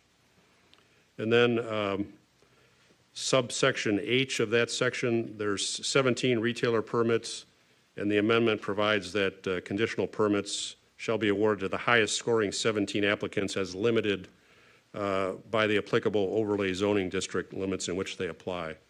There was a concern about saying the 17 highest. Does that mean it could be 10 in one district versus 7 in another? So this is a clarification that makes it clear that it's the highest scoring 5 applicants in your district if that district allows for 5 permits. Same basic amendments were done with I and J. Subsection I deals with the 5 Class A micro businesses. Again, the highest scoring ones are limited by the applicable overlay zoning districts in which they apply. Same thing with the subsection L, which is the 6 social equity retailer permits. Again, the 6 highest scoring applicants are awarded based on the limits in their applicable zoning district. And then the last proposed amendment is section 20. That's the section dealing with transfers of locations and ownership and assets. So subsection A was modified, and the proposal is that it allows conditionally approved medical marijuana permit holders to apply for adult use permits at a different location than the location applied for under the medical marijuana facilities ordinance in any of the 4 zoning districts allowed. And that's consistent with my prior comment that because the zoning districts and the number of permits have been changed between medical and adult use, it gives somebody with a conditional approval on the medical side the option of moving their location. And those were the changes in the first reading proposal that are different from the ordinance as enacted last April. All right, so as the community can probably detect, it's a lot of refining and clarifying.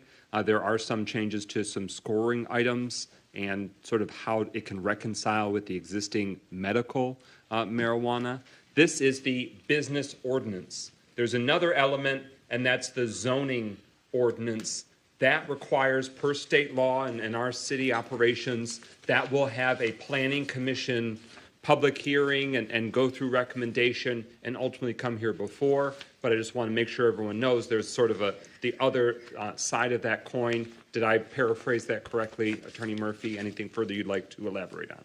No, that's correct, Council President. Under the Zoning Enabling Act, you're required to go to the Planning Commission first for recommendation on a zoning ordinance amendment. So the bulk of what was adopted by the City Council in April remains intact. The spirit and the intent remains intact, and this allows for taking further modifications to hopefully make it stronger, stand the test of time, and allow for a successful implementation. My first question is, what is the sort of in effect nature of what we adopted in, I believe it was April? It was paused in that time frame because of the referendum process that the city charter provided. So it was paused, it wasn't in effect because that referendum was working its way through the system.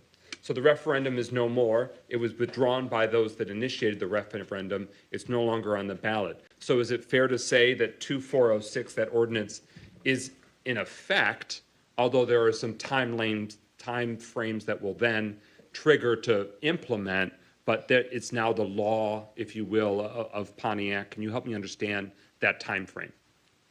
Yes. So once the referendum was submitted, it basically didn't allow the ordinance to move forward. Once it was removed from the ballot, if the council adopts these amendments as a first reading and then adopts it as a second reading, that ordinance then becomes effective.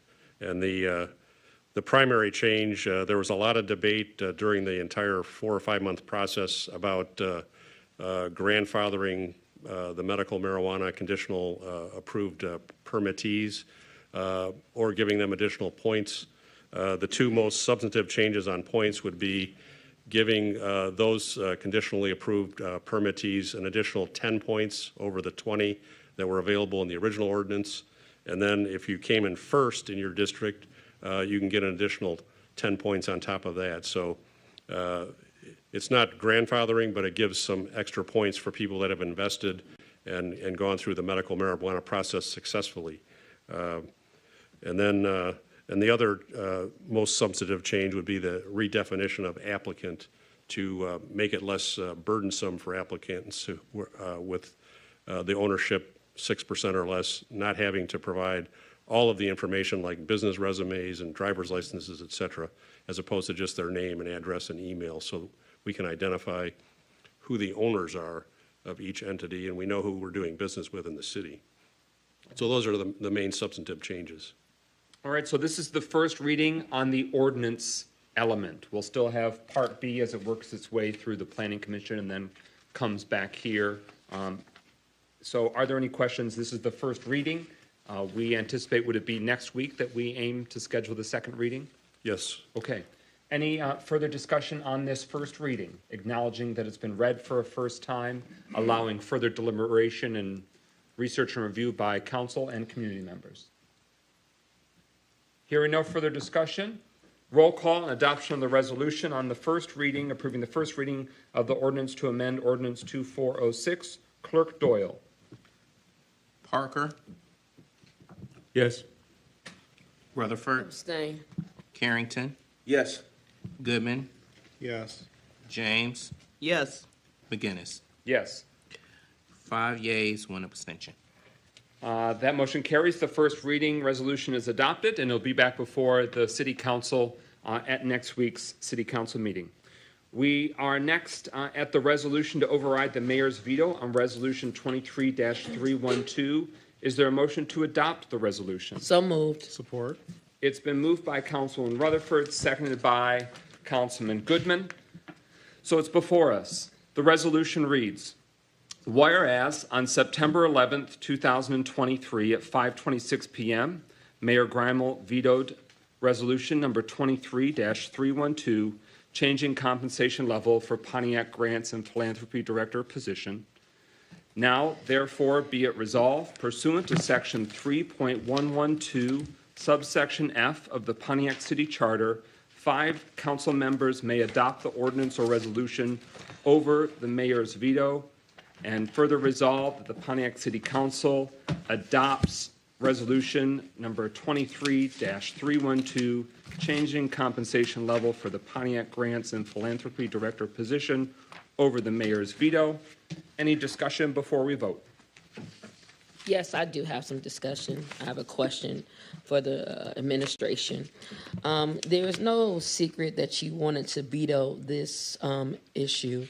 My question number one is, why did you wait till 5/26 to send it at the close of business day when the charter says that you have to do it within business hours? That's my first question. So you sent it to us at 5:30, knowing that we would only have one day to either decide to put this back on the agenda. So my first question is, and I yield this to the mayor, what was the purpose of you doing it at 5:26 p.m.? The floor has been yielded to Mayor Grimal. Well, this is the first I've heard Would you like for me to read it to you? I would, actually. Okay. Mayor, you've yielded to the mayor. Okay, go ahead. You want to yield it back? Yeah, I would like you to. All right, thank you. The council. Okay, for a second time, Thank Councilman you. Rutherford. Relations with Executive Branch, Section 3.116. The council and each of its members may take inquiries or request information and records from the mayor, the appointees or the employees of the executive branch. However, neither the council nor any member therefore shall give any order or direction, either publicly or privately, to accordance to appointee or the employee of the executive branch. So you did it after business hours. So my question again is, why'd you do it? Right, but there's nothing in the charter that requires it be done during business hours in terms of the veto. And the reason for the veto is pretty simple. The only reason why I did it when I did is because it was a busy day and I got to it when I got to it. In fact, the charter would allow for that veto to occur up through today. So I was actually vetoing it earlier than required. The reason for the veto is pretty simple. I detailed a lot of reasons for the veto in my veto message to council, but the most important reason is again pretty simple. It's that council set maximum salaries as part of the annual budget just a couple months ago. Council also, and we strongly agree with this, put money in the budget to do a comprehensive compensation study. That compensation study will be completed for directors and for managers within 2 to 2.5 months from now. And we have a lot of very dedicated employees here at City Hall. It's very important that we pay all of those employees what they're worth and that we retain all of our good employees. And it is simply not best practice to select one individual or one position and decide to pay more to that one person rather than waiting the 2 months to do this comprehensive compensation study and make sure that all employees are being paid appropriately. So that, in a nutshell, is why I vetoed this. I'll also note that the city's attorney advised against singling out one specific employee for a raise before the entire compensation study is done for directors and managers. Pro Tem Carrington? No, I'm good. I was letting you know that Councilwoman's got her hand up. Oh, okay. For a third time? Thank you. This will be the last time. So we say that in this administration that you believe in wage equality. And we say that we want women to be paid equally or the same amount as what men are paid. So my question is, there have been several complaints made by women in this administration asking for you to pay them equally, and others who are from the LGBT community and as well asking for you to pay them equally. So I don't want to use an individual. I simply don't think you're ever going to do this wage study, sir. I don't think it's ever going to happen because the money has been there and it didn't become an issue, sir, until individuals who have came to you and came to Kafani, and I yield to Kafani, not you, to make sure that I'm asking this question. Deputy Stevens, to your recollect, did you not have several women tell you in an email, or an individual put women together in an email stating that they would like to be paid equally in the city of Pontiac? Deputy Mayor Stevens. There's a document like that, yes. Mm-hmm. Thank you, that's all. Mayor Grimer? Well, I'm not sure why you don't think we're going to do the compensation study. The money was just put in the budget effective July 1st, and we've now signed a contract for that compensation study to be done, so it's already underway. Just for the record, I don't believe it because you have thank you. You have a habit of saying you're going to do things and they're not done in a timely fashion, or they're done from a city management point of view when you are in fact the mayor. A city manager would do this the way that you're doing it. A mayor would listen to their staff and their members who are saying to you, pay us equal, treat us fair. And I simply don't believe that you have that in your wheelhouse. If I believed that, there would be no fight from me. But people deserve to be paid for what they're worth. Wage equality is real. And this is an opportunity for this administration to stop trying to play politics and do right by the women that work here. And that's my issue with this. I don't believe you. That's it. Well, Mayor all I can Grimer. say is that a contract's already been executed and it's already being done. But the other thing that I would emphasize is that if that's the objective, it's odd that you would pick one woman who works here instead of a lot of women. And the woman who you've selected is already the second highest paid director here at City Hall. So she is in fact one of the very highest paid people here and has paid more than a number of men who are directors. Councilman Goodman. So there are some things that I'm hearing here that I think can be true at the same time. From the beginning, multiple members of this council and the administration have had differing points of view in terms of how much we should be paying the talent that we come to have work in the city.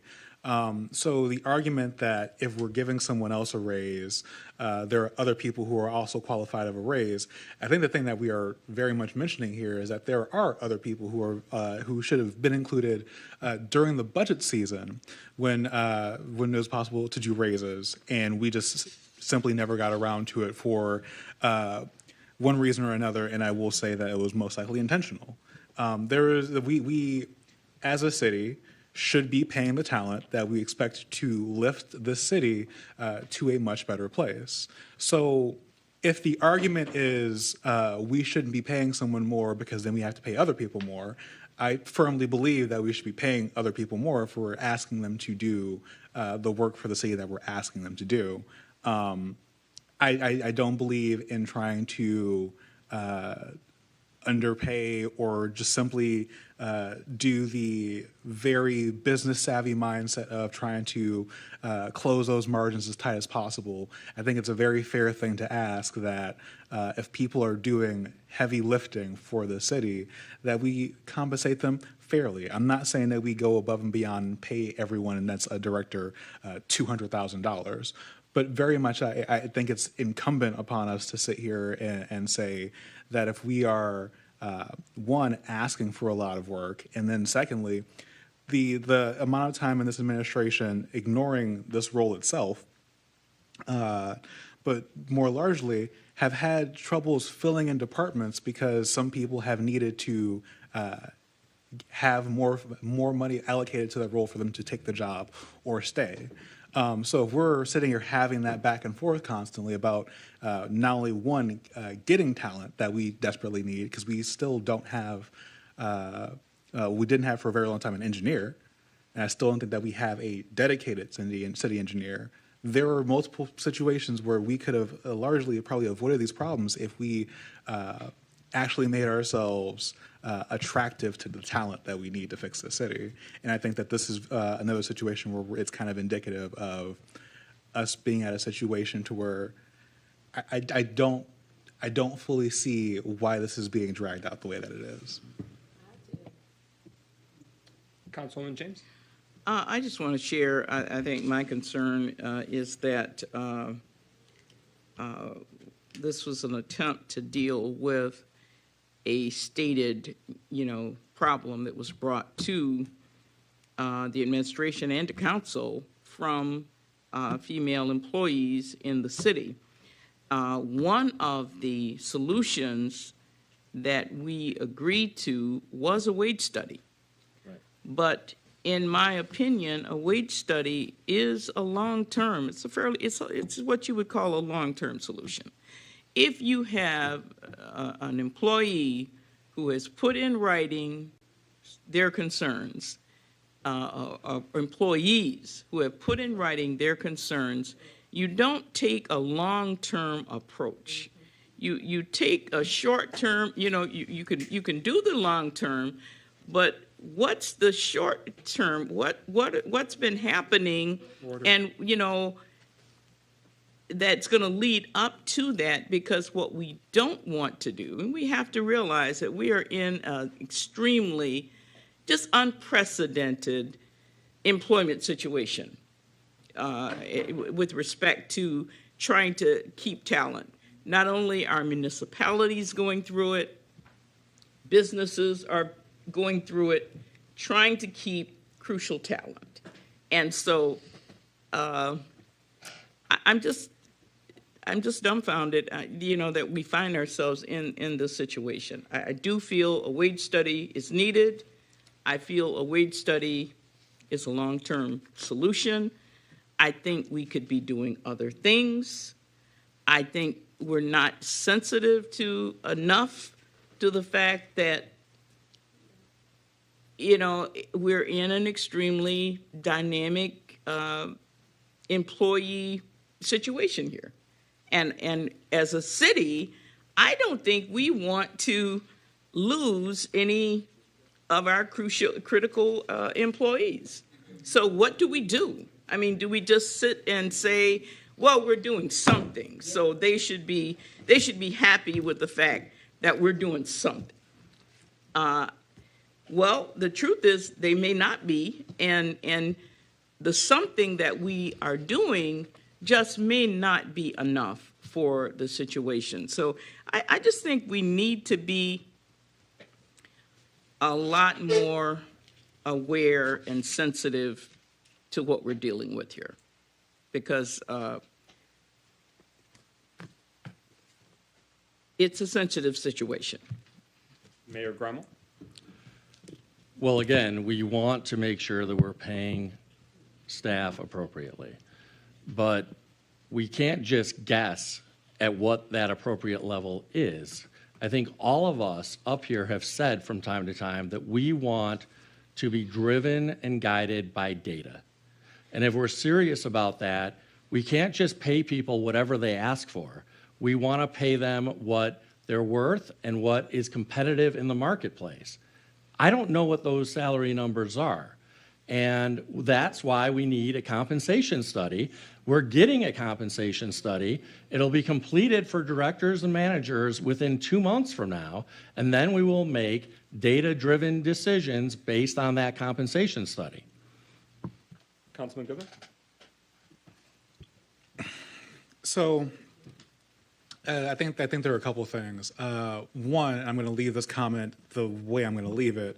I think the majority of people who sit behind this dais understand how much these people are worth.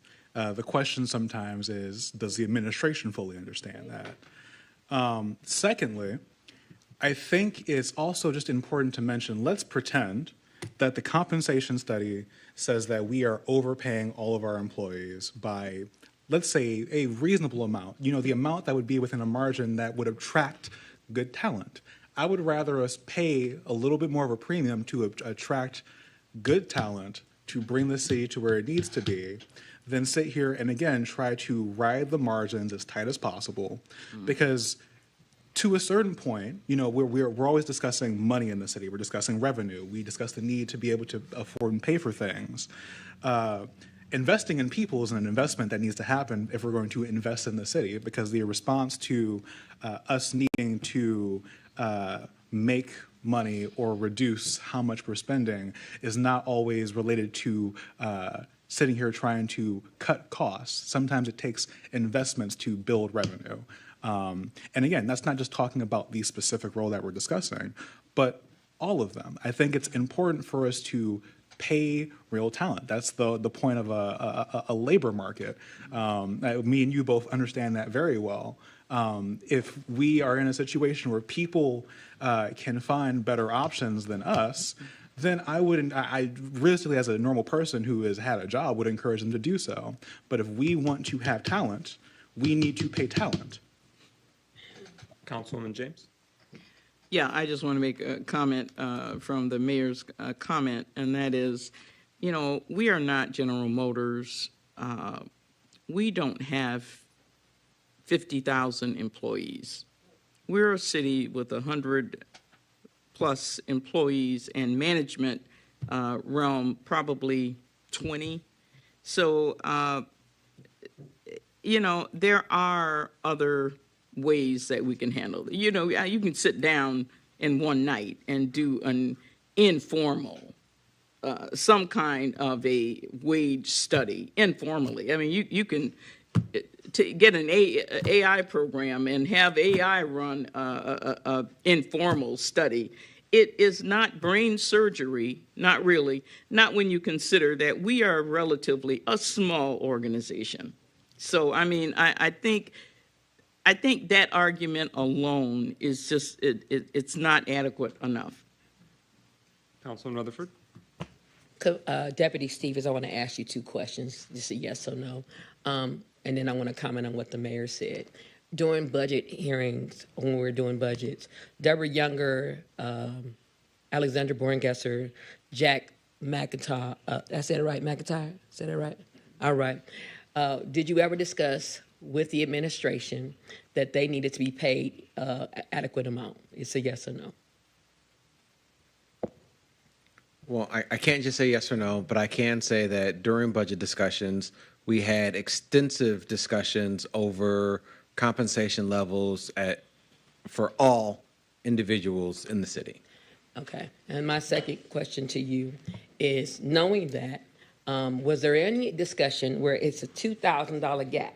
So when you guys did your, what's that thing y'all did when y'all had Pastor McDonald come in and people got up and said how they were feeling? Y'all retreat, is that what it's called? Okay. Retreat. So when y'all did y'all retreat, was it again discussed from the women perspective how they were feeling about from the wage equality people, how they were feeling about how they were handled within this administration? Was there any discussion?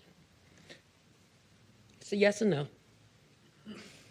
It's a yes or no. No, You yield the floor, let the deputy mayor answer. It's a yes or no question, but it is not a yes or no question that should be discussed in open forum. So Okay. there was to your point, there was a staff retreat, and there were a lot of things that were discussed at that staff retreat, and they should remain at that level. I'll take that. And my final comment is to the mayor. You stated earlier that we shouldn't do one individual. I want you to understand my agenda. I wasn't just doing this individual. Every week I'm going to ask you for people to be paid equally. So my next one was Jack, because Jack ain't getting paid what he is supposed to be getting paid, in my opinion, and he does 5 or 6 of the jobs. And then I was going to hit you with another one for Deborah Younger, because there is a problem when people don't feel appreciated. So to answer your question, it wasn't just one, sir. I'm hitting you with every week because we have a tendency to play politics with people's lives, and I'm not doing that. And what really is happening is, ever since the June situation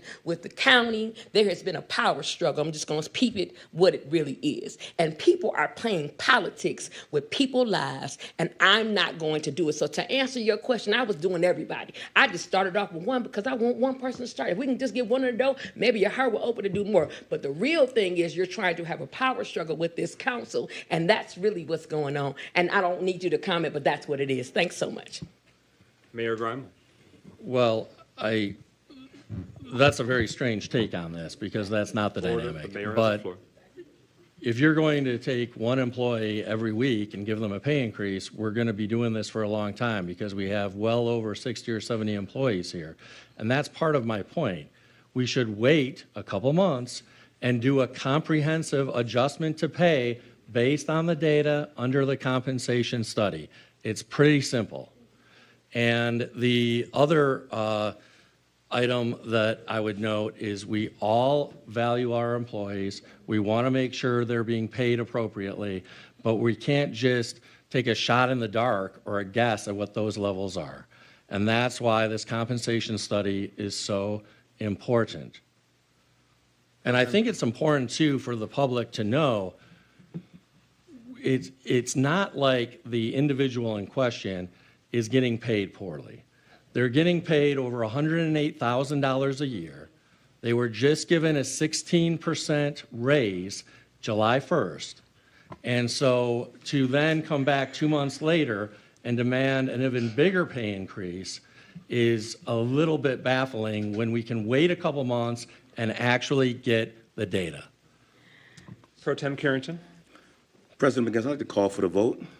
It's been moved to call the question, although we don't even have to vote that if everyone's willing to stop raising their hand. I am, as long as you Okay. But well noted, the speakers list is exhausted. Roll call on adoption of the resolution to override the mayor's veto of Resolution 23-312.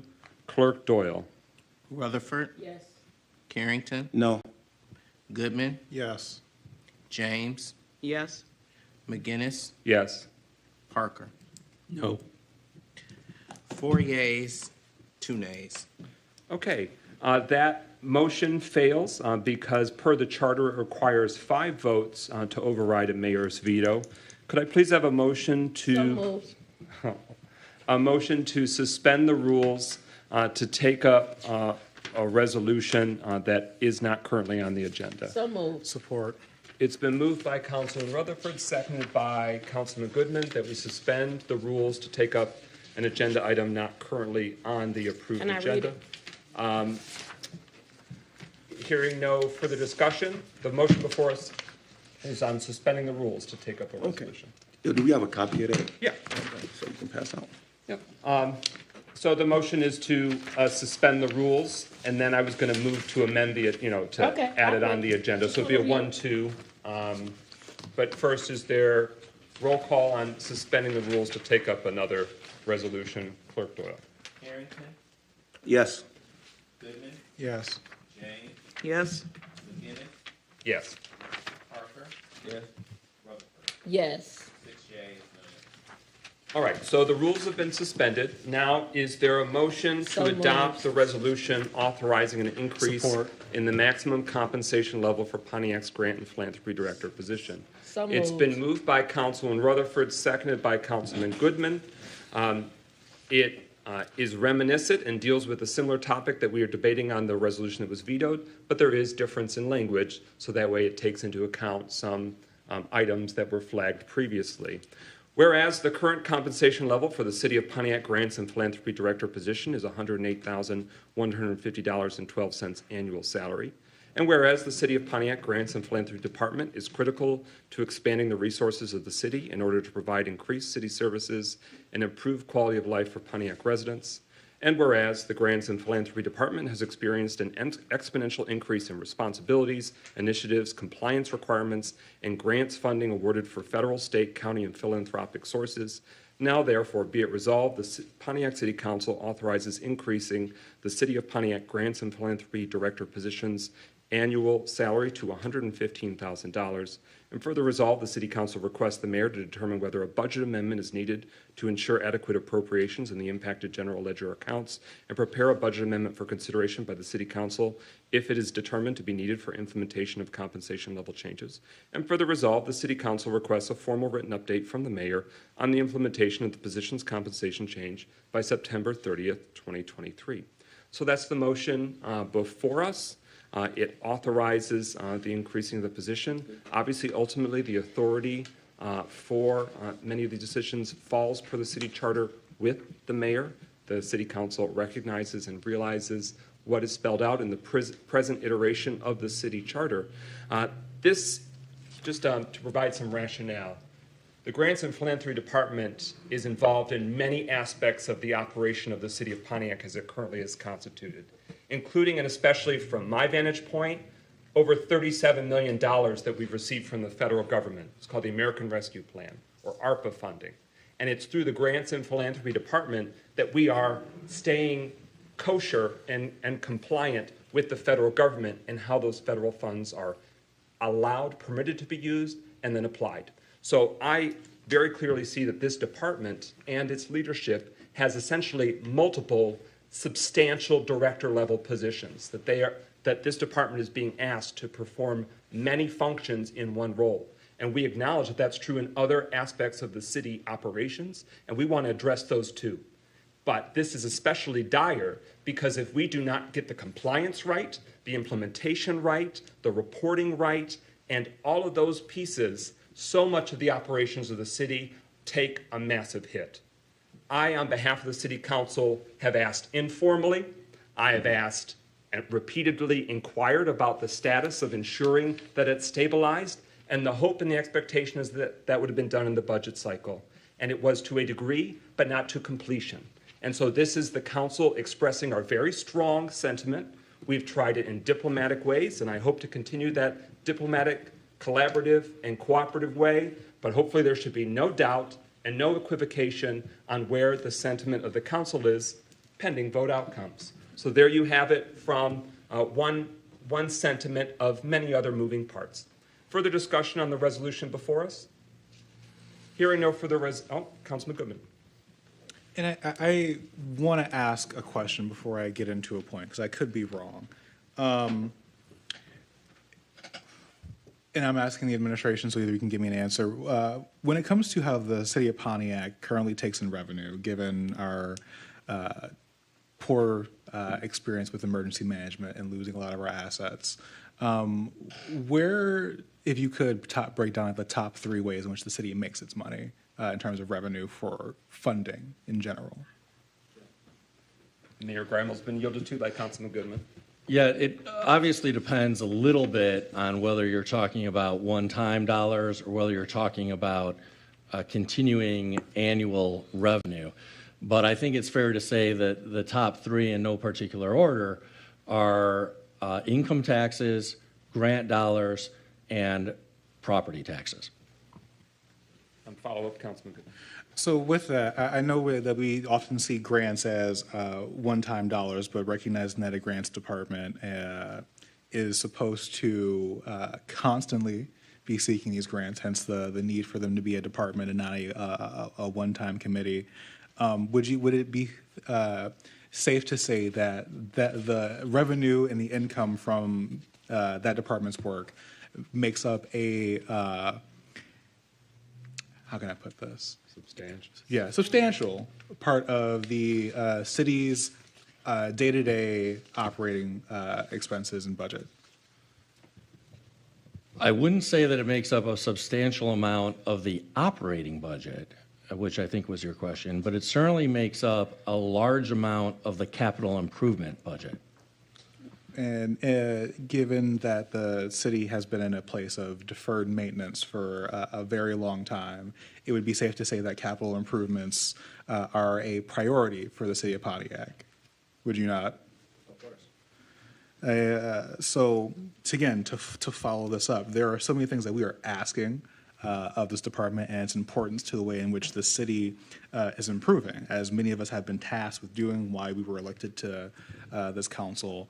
And I see this as an extension of making sure that we deliver on the things that the residents have asked us to do, given that this department, as well as many other departments that are not accurately compensated, in my opinion, are crucial to the work that we're doing.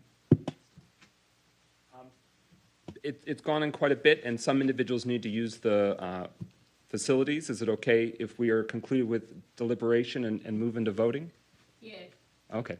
All right. Speakers list exhausted. Roll call on adoption of the resolution authorizing an increase in the maximum compensation level for Pontiac Grants and Philanthropy Director position. Clerk Doyle. Goodman? Yes. James, Yes. Guinness, Yes. Parker, Yes. Rutherford, Yes. Carrington. Yes. That motion motion carries. Resolutions adopted. Councilman Parker, you can use the restroom now. Thank you. His point of personal privilege is granted. So we'll continue. We are now at the resolution to approve the position of Code Enforcement Assistant Manager. Is there such a motion? Support. It's been moved by Councilman Rutherford, seconded by Councilman Goodman, that we adopt the resolution to approve the position of Code Enforcement Assistant Manager. Mayor Grime, you have the floor. Thank you. This is a really important division of our city government. We have dramatically ramped up our enforcement against blight in particular, but also against slumlords and landlords who are not treating their residents properly and with dignity. Our Code Enforcement Manager, Jack McIntyre, is doing a really amazing job, which I routinely tell him. And he has expanded his division to currently include 10 code enforcement officers with an additional 4 part-time code enforcement officers on the way. And in order to more effectively run that department and more effectively address blight and slumlords in our city, we believe that it's very important that he have an assistant code enforcement manager to help him with the day-to-day operations. And so we're excited about the proposal to provide him with this assistance and think that it will ultimately translate into improved services for our residents.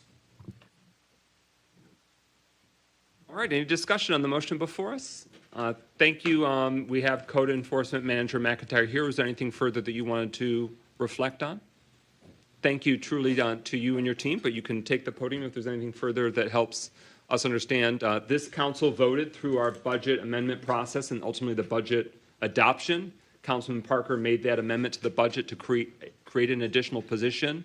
This administration, the city council, concurs that code enforcement is a high priority and it's yielding major results for our neighborhoods and our business corridors. So thank you, Councilman Parker, for making that motion. And this is sort of the culmination of that budgetary decision. This is how it's being implemented. Manager McIntyre. Yeah, so just in addition to what the mayor said, I'd just like to mention that this also allows us to go to a Saturday enforcement day. So we'll be operating 6 days a week. The assistant manager will be there available to supervise the staff that are going to be working on Saturdays. And then in addition, we will be overseeing the enforcement of parking in the downtown area. So we'll have, in addition to the numbers the mayor gave, we're also we've hired a full-time parking enforcement person, and a part-time person that will also be doing parking enforcement in the downtown area. Those hours will start at 7:45 in the morning and go till midnight. Thank you. Any discussion, Councilman Parker? Thank you. And thank you, Mr. McIntyre, for the excellent job you and your staff are doing to try to get caught up with all the things that code enforcement has been behind in over the years. I think it's a good idea. Certainly, the next day will certainly give you more leeway in what we were trying to get accomplished.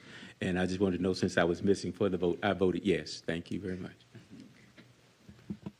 The vote hasn't happened just yet, but we've moved and seconded, so you're in good shape. Councilman Rutherford. Jack, I just want to first thank you for everything that you do in District 1 and how you go above and beyond making sure that your employees are paid well and respected. And I want to say it openly, thank you. Thank you for giving us a real code enforcement department. Thank you for working on weekends, taking my calls on Sundays. Thank you for making sure Dwayne is riding through and being held accountable, and Petey. And not just that, for treating them as human beings and not treating them as cattle. I just appreciate all that you do. That's it. Well, I appreciate being here, so thank you. Very much. And yes, round of applause for code enforcement leadership. And I want to thank you to that same point. Just last night, we had our monthly District 7 meeting. Manager McIntyre was there representing the code enforcement team, fielding dozens. We had a great turnout, 50 residents from the east side, fielding dozens of questions of understanding the nuances of what's the sheriff's role, what's the code enforcement role, if there's open burning, is that code enforcement, what about all of these elements? He not only has a masterful understanding of that subject matter, and he has an extensive professional background in other municipalities, but if I tell him an address or an issue, the man's got it. And what it's demonstrated in his team as well, they have a full understanding of the many hundreds and hundreds of code challenges, open court cases, et cetera, and that is extremely valuable, and I hope that this assistant manager position allows you that capacity, as you've expressed it to me, to be able to deliver for residents, because this is what they want for the neighborhoods. It's what they've been crying out for, and we have this unique opportunity with the resources to get it done. So thank you for getting it done, and this assistant manager position is important for you to help your operations thrive. Thank you. Hearing no further discussion, roll call on adoption of the resolution approving the position of Code Enforcement Assistant Manager. Clerk Doyle. James, Yes. McGinnis, Yes. Parker, Again, yes. Rutherford, Absolutely, yes. Harrington, Yes. Yes. 6 yeas, no nays. Motion carries. Resolution is adopted. The assistant manager position for code enforcement is hereby approved. Is there a motion to adopt the resolution for the Trimark line of So credit? moved. Is there a second? Second. It's been moved by Councilman Rutherford, seconded by Councilwoman James. We give the floor to Mayor Grimel for further context. Thank you. I'd like to invite our purchasing manager, Alicia Martin, to the podium.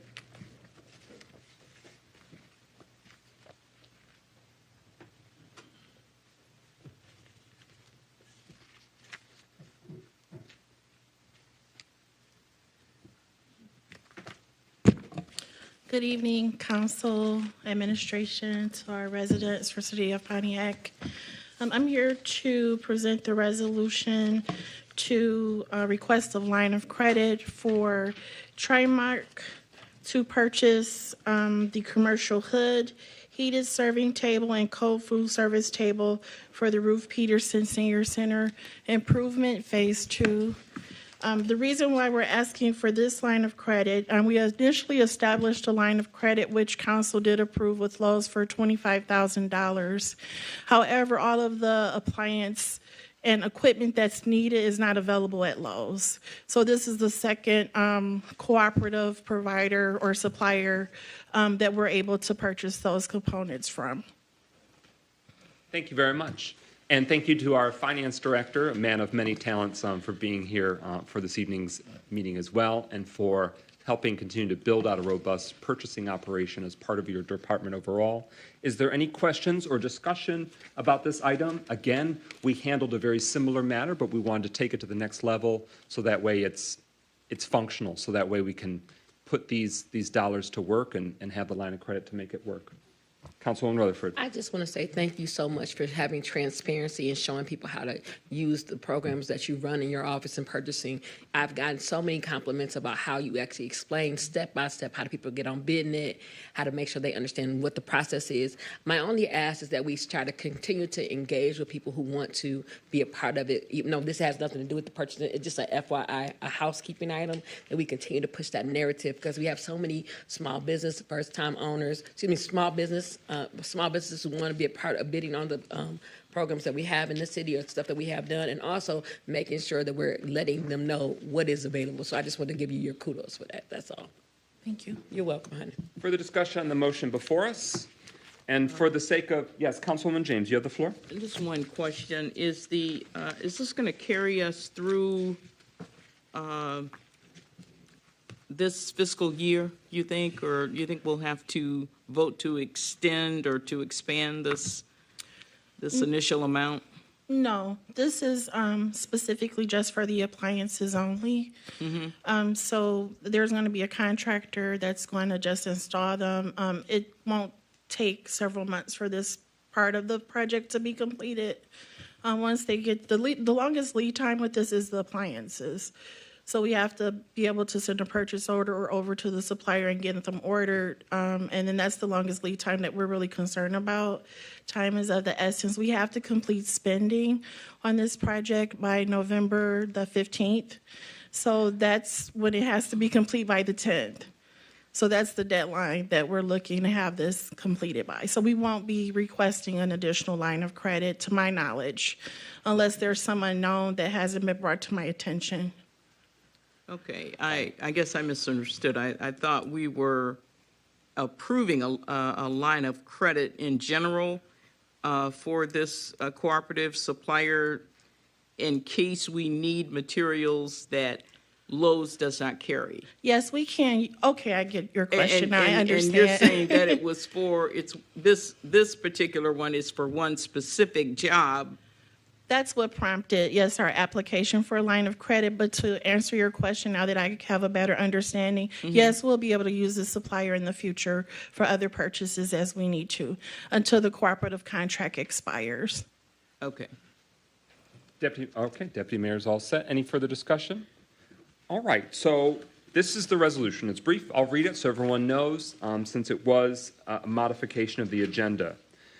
Whereas the purchasing manager has ensured that the purchase is following the city's municipal code, Division 2, Purchasing, Section 2-517, 2-518, and 2-519, pertaining to major purchases, and whereas the purchasing manager is requesting approval to establish a line of credit with Strategic Equipment LLC up to a not-to-exceed amount of $50,000.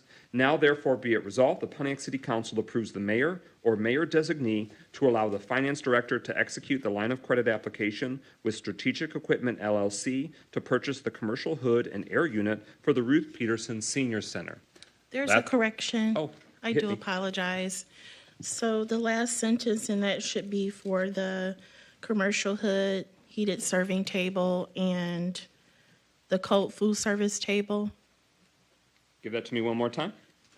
It's for the commercial hood, the heated serving table, and the cold food service table.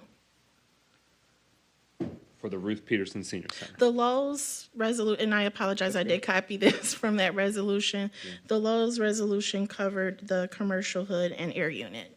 Okay, so air units no longer needs to be referenced? Correct. Okay, so I'm going to request a move to amend the final the resolve that will now read: the Pontiac City Council approves the mayor or mayor designee to allow the finance director to execute the line of credit application with Strategic Equipment LLC to purchase the commercial hood, heated serving table, and cold serving table for the Ruth Peterson Senior Center. Correct. Is there such a motion to amend? Support. All right, it's been moved by Councilman Parker, second by Pro Tem Carrington, that we modify that language in the final resolved in the resolution. Any discussion on the motion to amend? Just replacing the language. Hearing none, roll call on adoption of that amendment. Clerk Doyle? Parker, Yes. Rutherford, Yes. Carrington, Yes. Yes. James, Yes. Yes. All right, the resolution is now before us as amended. Any final deliberations? Hearing none, roll call on adoption of the resolution as amended. Clerk Doyle. McGinnis, Yes. Parker, Yes. Rutherford, Yes. Carrington, Yes. Goodman, Yes. James. Yes. 6 yeas, no nays.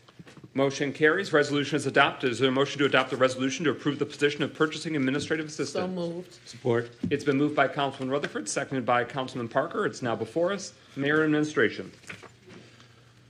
Thank you. This is an item that is similar in nature, which is similar in nature to 2 items ago, which was the code enforcement assistant, except that this is an administrative assistant position. So this is not an assistant purchasing manager, but rather an administrative assistant to help with workflow in the purchasing manager's office.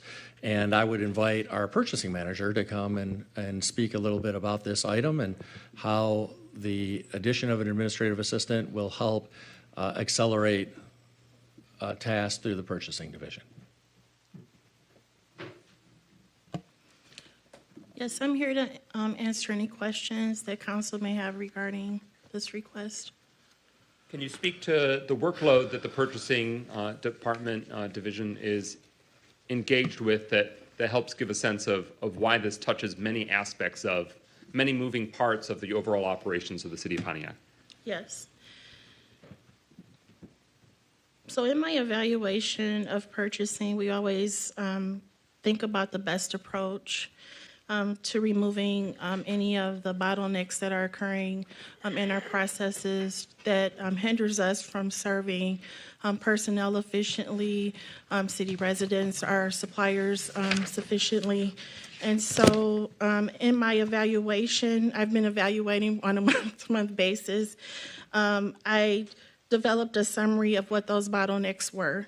And so looking at requisition review and approval, reviewing requisitions for accuracy, entry, accurate supporting of documentation, making sure 3 quotes are attached, making sure we're adhering to ordinance. That requires a lot of time and dedication. And some of the bottleneck is the initial asks. So when I get requests for solicitations, sometimes information is missing from those requests. So this individual will be the front person. They'll be the person that's receiving these requests, going back to staff, making sure that they're completing forms and providing documentation appropriately so that I'm not stopping and taking an hour or 30 minutes out to make sure that I'm getting that information in order to complete the solicitation. So that's one area that they'll be helping in. Another is the number of voicemails and calls and emails that we get in purchasing. We want to be more responsive, quicker. We want to respond quickly. We don't want it to be a situation where, yes, I am busy, but I don't want there to be long-term delays when we're not, of a person not getting a response. This person will be able to answer those calls and get back to those individuals in a more timely manner. Another area that we're looking at is the solicitation process in itself. When it comes to letters of intent, award letters, non-award letters, and updates to BS&A. We want to make sure that that's also happening in a timely manner. Right now we have delays because of lack of this position being filled. There's late closeout to the business solicitation process, which means from the beginning to end of the process, there are, delays. And we want to make sure that we remove those delays so they're not occurring on a reoccurring basis. Preparation of resolutions and staff review forms. They'll be assisting me with that as I have many items that need to come before City Council. A lot of solicitations. Our load is very heavy. So we want to make sure that we're getting help with getting that to administration in a timely manner so that it's being added to the council's agenda in a timely manner. And we're not calling at the last minute asking if we can add on an item. So we do want to improve in that area as well. So those are just some of the areas that we're looking to make process improvements. And I believe that this will greatly help purchasing. Thank you. Councilman Parker. Thank you, Ms. Martin. I think during the last two budget cycles, I've asked if we had enough people in your department to do what needed to be done. I know you've been working very hard and trying to keep everything on track. And so thank you for recognizing that you did need help in submitting the proper paperwork to make sure that we can keep the city moving in the direction that it needs to go without the bog down of paperwork that I'm certain you get each and every day. So thank you very much. Any further discussion? Councilwoman James. Just a comment, I just wanted to say it's awesome that you approach this new position, in trying to remove bottlenecks from your department. So that's a first. I really admire that kind of thinking, forward thinking, and, I fully support this addition to your department. You work hard but, looking at it that way, that this is going to help your department to be able to be more effective in the work that you're doing, that's the way to go. Thank you. Further discussion? Speakers list having been exhausted, roll call and adoption of the resolution approving the position of Purchasing Administrative Assistant. Clerk Doyle. Parker, Yes. Rutherford, Yes. Carrington, Yes. Goodman, Yes. James, Yes. McGinnis. Yes. 6 yeas, no nays. That motion carries. The resolution is adopted. The position is approved. All right. Is there a motion to adopt the resolution approving the related proposed budget amendment? Support. Moved by Councilman Rutherford, seconded by Councilman Parker.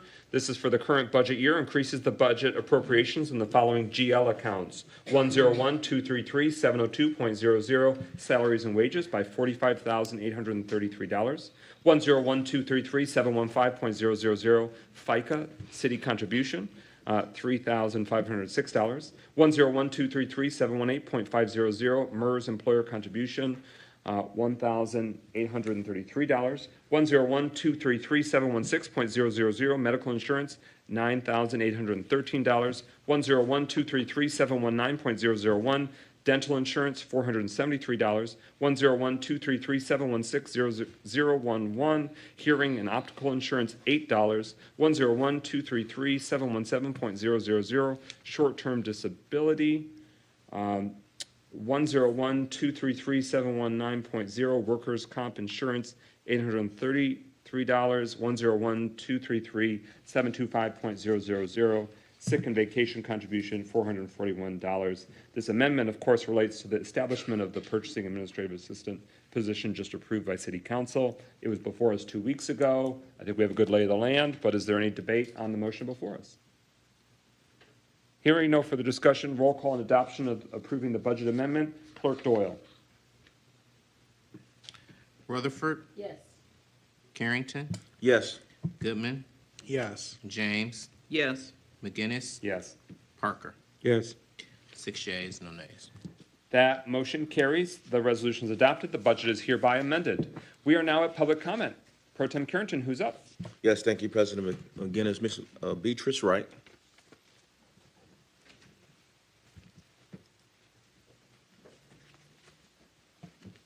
Good evening again, Council, Mayor, Deputy Mayor, Mr. Doyle. I wanted to come to you tonight to talk about an organization that I'm involved with. It is the Midnight Golf program that's out of Detroit, Michigan. We serve 250 seniors every year. We are attempting to bring more Pontiac youth into the program. Midnight Golf program is for seniors in high school. It is a program that doesn't need any fanfare or public service announcements in Detroit because we get more than 1,500 applications every year, and we serve 250 students. Those students are taken into the program, and I really want Pontiac parents, if you're listening to this, we are in an application process right now that ends on September 18th for those 250 seniors. We break them into groups of 125. Each group has to attend a 16-week program. They attend Monday and Wednesday or Tuesday and Thursday.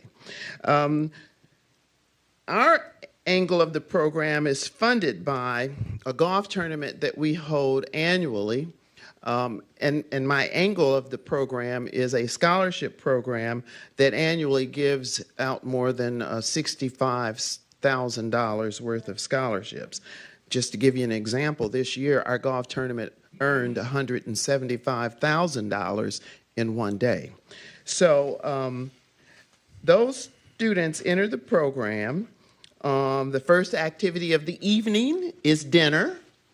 Following dinner, there is brief instruction in life skills.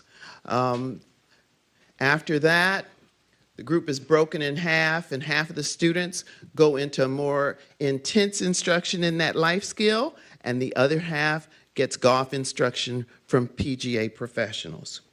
At the end of the program, in May, toward the end, there is a college tour. Every student gets a brand new set of golf clubs. During the college tour, they play 2 rounds of golf. There is a closing ceremony that's held in late May. That program garnered more than $1 million worth of scholarships. My program, my scholarship program, the one that I'm talking about, is the Lionel Jordan Tommy Longus Memorial Golf Scholarship. That's the one that we annually give, and we gave out this year more than $65,000 worth of scholarships. So I want seniors in Pontiac, high school, even if you're at a school of choice, to make sure you get involved in this program. Midnight Golf. Thank you. Mr. Carlton Jones.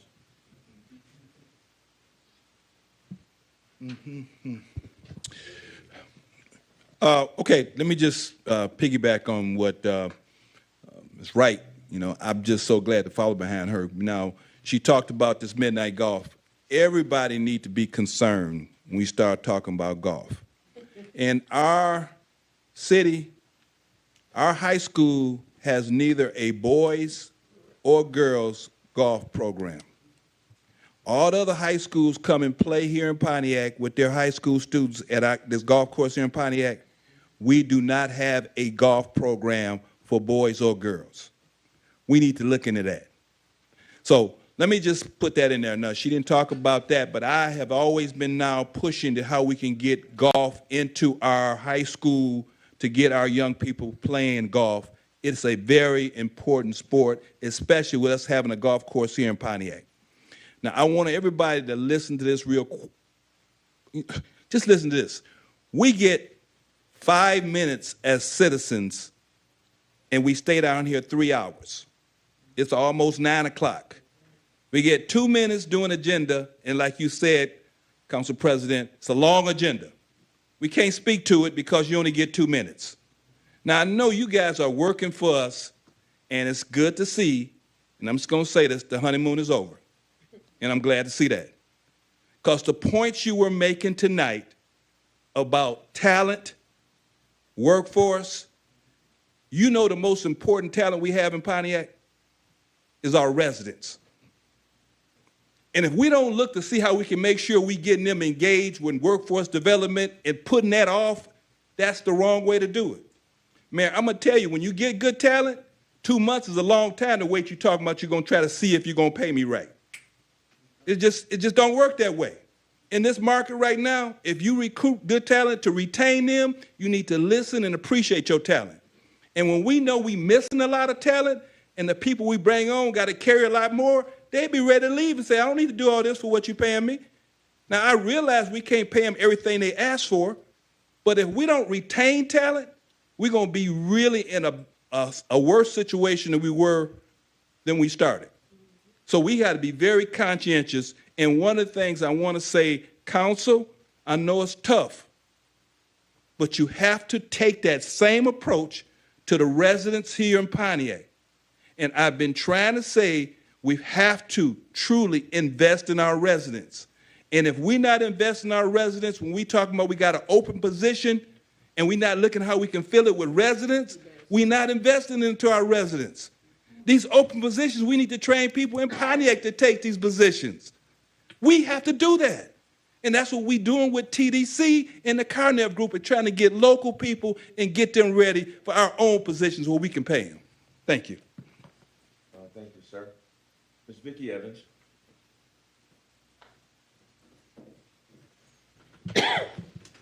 I saw on this sheet where I haven't been here in 40 years, sorry about that, where it's about public comments. I actually had a question that maybe somebody can answer after we're done here, which I think we're almost done. It has to do with the speed bumps that they're putting on the roads. There's a lot of confusion. Some people like them, some people don't. Some people are wondering how they got on their street. Some people are wondering how to get them on their street. So no one that I've been talking to seems to understand what the process is as to, because I'm assuming you're not going to put them on every street or every block. So how the decisions are made as to where they'll go. And that's the information I'm looking for so I can research it and get back to the other citizens. Okay? That's Thank it. you. Thank you. Thank you, Ms. Evans. Dr. Deirdre Waterman. And Ms. Evans, it is a discussion item the City Council will have right after public comment, so we'll be able to field some of your questions right on the spot right here. I listened with some jealousy about all the talk about the employees that you're bringing in, and remembering when I walked in City Hall, I had 28 employees in City Hall, 28, and a budget deficit of $30 million. So I'm jealous a little bit of what you're talking about now. I think you have somewhere near almost 130 employees right now, quite a difference. So it's good to be bringing in talent, good to have the largest of the city to be able to build upon that. But we were able to rebuild back government, and I still was able to leave the city with a $21 million surplus when I left, even despite we have a 2-year pandemic at the last year of my term. So I just enjoyed hearing your conversation of where we are right now. But I do want to make sure that you realize that there's a balance in doing that as you're rebuilding and bringing in more employees. Employees, the more you hire, they don't bring in revenue. So you have to balance so that you're not spending more than you're taking in. And that's one of the reasons why I think you looked like you were burning through that surplus faster, because of the way you're building government, and that leads to a structural deficit. And so that caused you to take $10 million out of the ARP money. That's what I'm getting to, because I was always pointing to the fact you took $10 million out of the ARP money, which is supposed to be for COVID relief. That's what I got it from the federal government for. And so I would like you to be able to put that back into the ARP program, because there's so many people, you talked about the home repair program. There are so many people who should have been eligible for that who haven't gotten it, haven't gotten applications. We don't have any follow-up yet on how many people even are getting money from that. But you'd be able to lessen the restrictions for that home repair program, so more of the eligible homeowners be able to get it. But that's from the money that was taken out of the ARP program, that if you put back in, we can really fulfill that for many people. But I know you're going to discuss the second reading of the adult use marijuana amendments, but I just did want to make the point that, yes, you had to vote on the amendments in open session, but the discussion of what amendments to add on was done in closed session. And that's the thing that people were finding curious, that actually what you've decided on in closed session was read out and voted on. But it was enough of a change in terms of the scoring that the Sensible Cannabis Reform agreed to take it off the ballot. So that's why I say you've got to be careful of what it looks like in terms of deciding winners and losers in closed session if those things are discussed in open session. And that's what happened here, but it gets it off the ballot because the Sensible Reform people said, that's fine with me, did what we wanted us to do, so take it off the ballot. Thank you, Dr. Waterman. Mr. Chuck Johnson.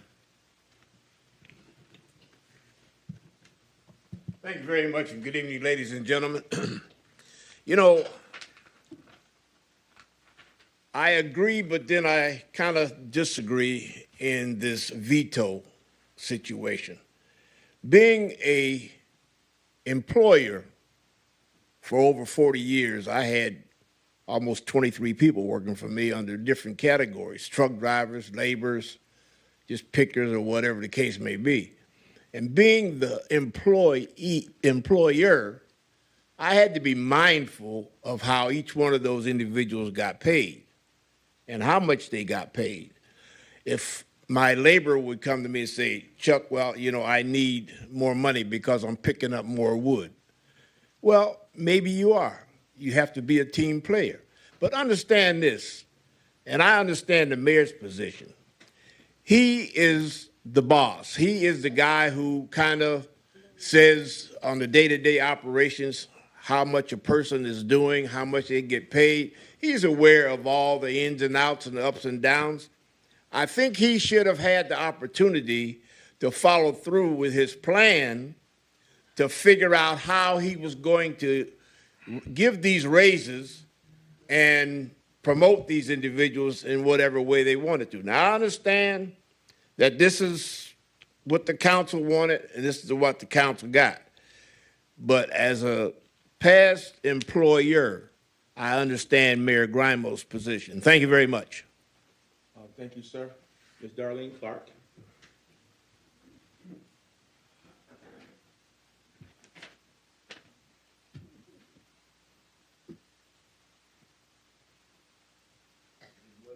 Once again, my name is Darlene Clark, speaking as a resident. First, council, information is for you. You have 2 more years in your administration, a little over 2 more years, exactly as we're in the 9th month. But understand this, Tim Grimo, Mayor Tim Grimo, I apologize, is a political person. He also is a lawyer. He knows how to protect his assets, which means he knows how to protect himself. Now, with that being said, I have asked this question twice. Why don't you have your own legal representation sitting in that chair? Because for the last administration, there was someone there. She quietly left the administration, and you've been trying to walk this walk by yourself. You cannot go against Major Grimo because he knows how to play you. I stand on that conviction, and thank you, Ms. Rutherford. You put it very clearly. The questions now that you're asking, your attorney should have been sitting in that chair to direct you on why he can veto and why he cannot. This is not his first rodeo in doing this. This is your first rodeo. And with that being said, he has a highly jump over on you guys. And I'm not being disrespectful to our mayor. I'm being very frank and respectful to our council, because you council represent the city of Pontiac. And when you represent the city of Pontiac, you speak on our behalf. But when you don't know what direction you to go in, that chair is still empty. And we only blame you for your next administration. And with that being said, I also come here to speak on the GERS. Once again, the GERS. Again, the 3 questions I have to ask concerning this, and this is to Parker and the mayor. With that being said, now that the denial modification has been instrumented and Judge Lawson said no, now, does that mean the first increment of the $400 that was issued to the retirees, does that show a breach of contract? Because Judge Lawson chose not to modify that contract. You have to go back to Judge Coleman with the copies that I gave you last week, explain to you the conditions of why Judge Coleman modified that contract. But again, that's a breach of a contract. Now you're opening up the doors for more lawsuits to come forward, or for that $400 to be paid back, or for the $400 not to be issued. Thank you. Ms. Gloria Miller.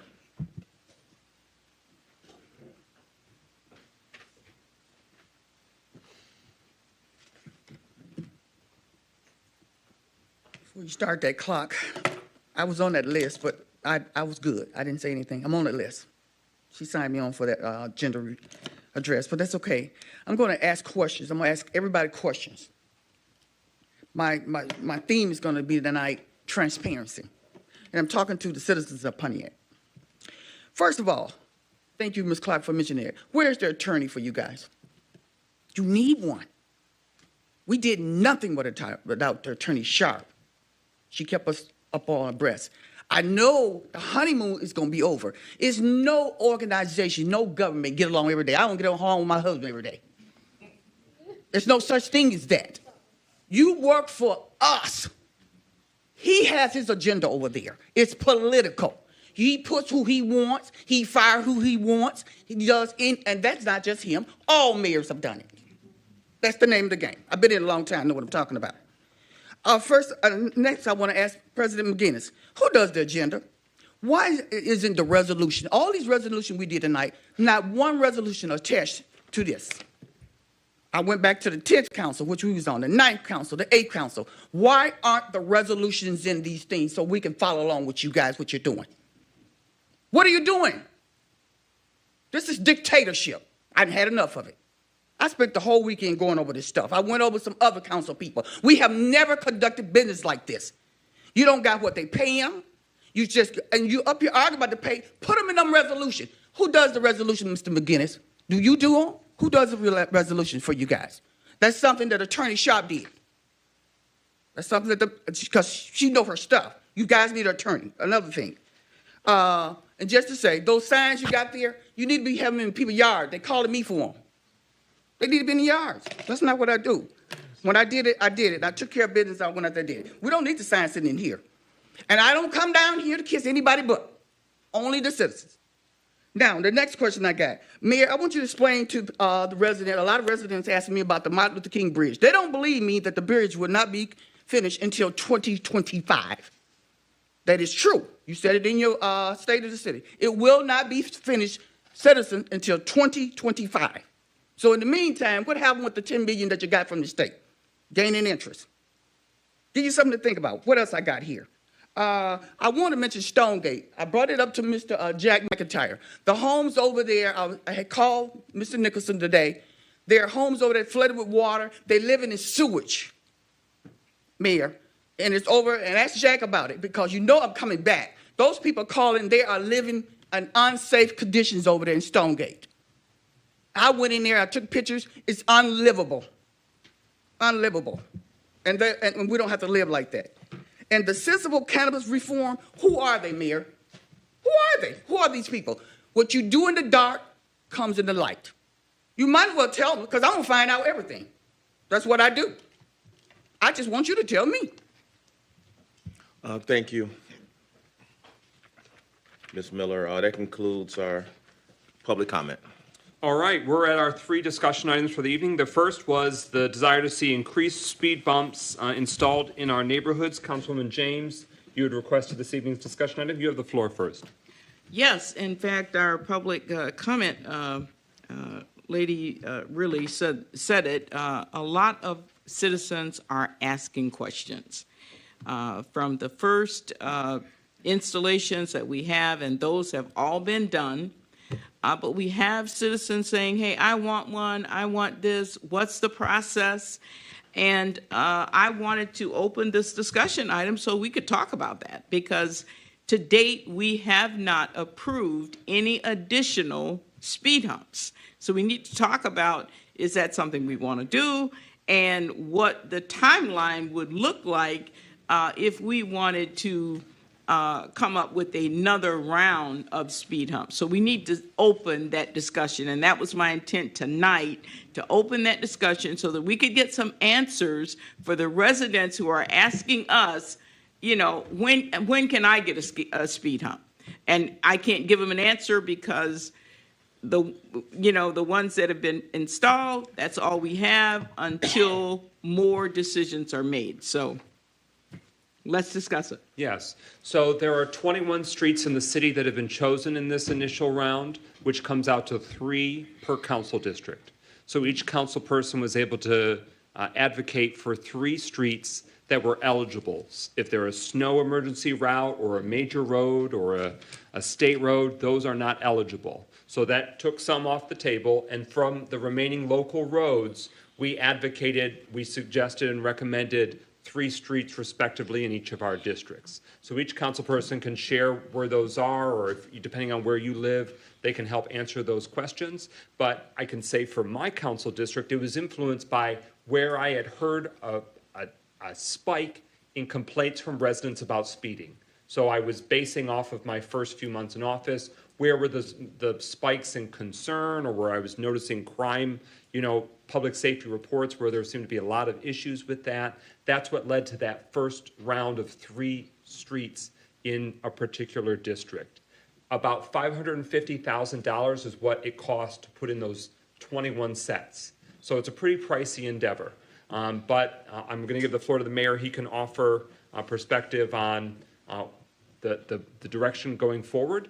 But I do want to acknowledge that previous city councils had advocated for speed humps for some time, and we luckily have been able to implement. We've been able to see that come to fruition, and I want to see from council members a non-binding show of hands if you would like to see in a future budget round or in other decisions, would you like to see additional speed humps in your respective districts? So that gives a sense, and that is influenced because I have dozens and dozens of residents. Last night I had my monthly meeting. To a person almost, they are eager for speed humps on their street because there's a chronic challenge of excessive speeding in our neighborhood streets. And there's concern about safety for children, safety for residents and animals and vehicles in the street, that it seems to be a real chronic issue. And this is at least an attainable solution because we can't necessarily change human behavior, but we can try and impact it in a positive way. But with that, Mayor Greimel, any further thoughts you have and what direction you'd like to take future rounds of speed humps? Yeah, I think you summed it up well in terms of how the program has worked in answer to the question, which is we provided enough funding for speed humps in a couple of parks as well as on 21 city roads.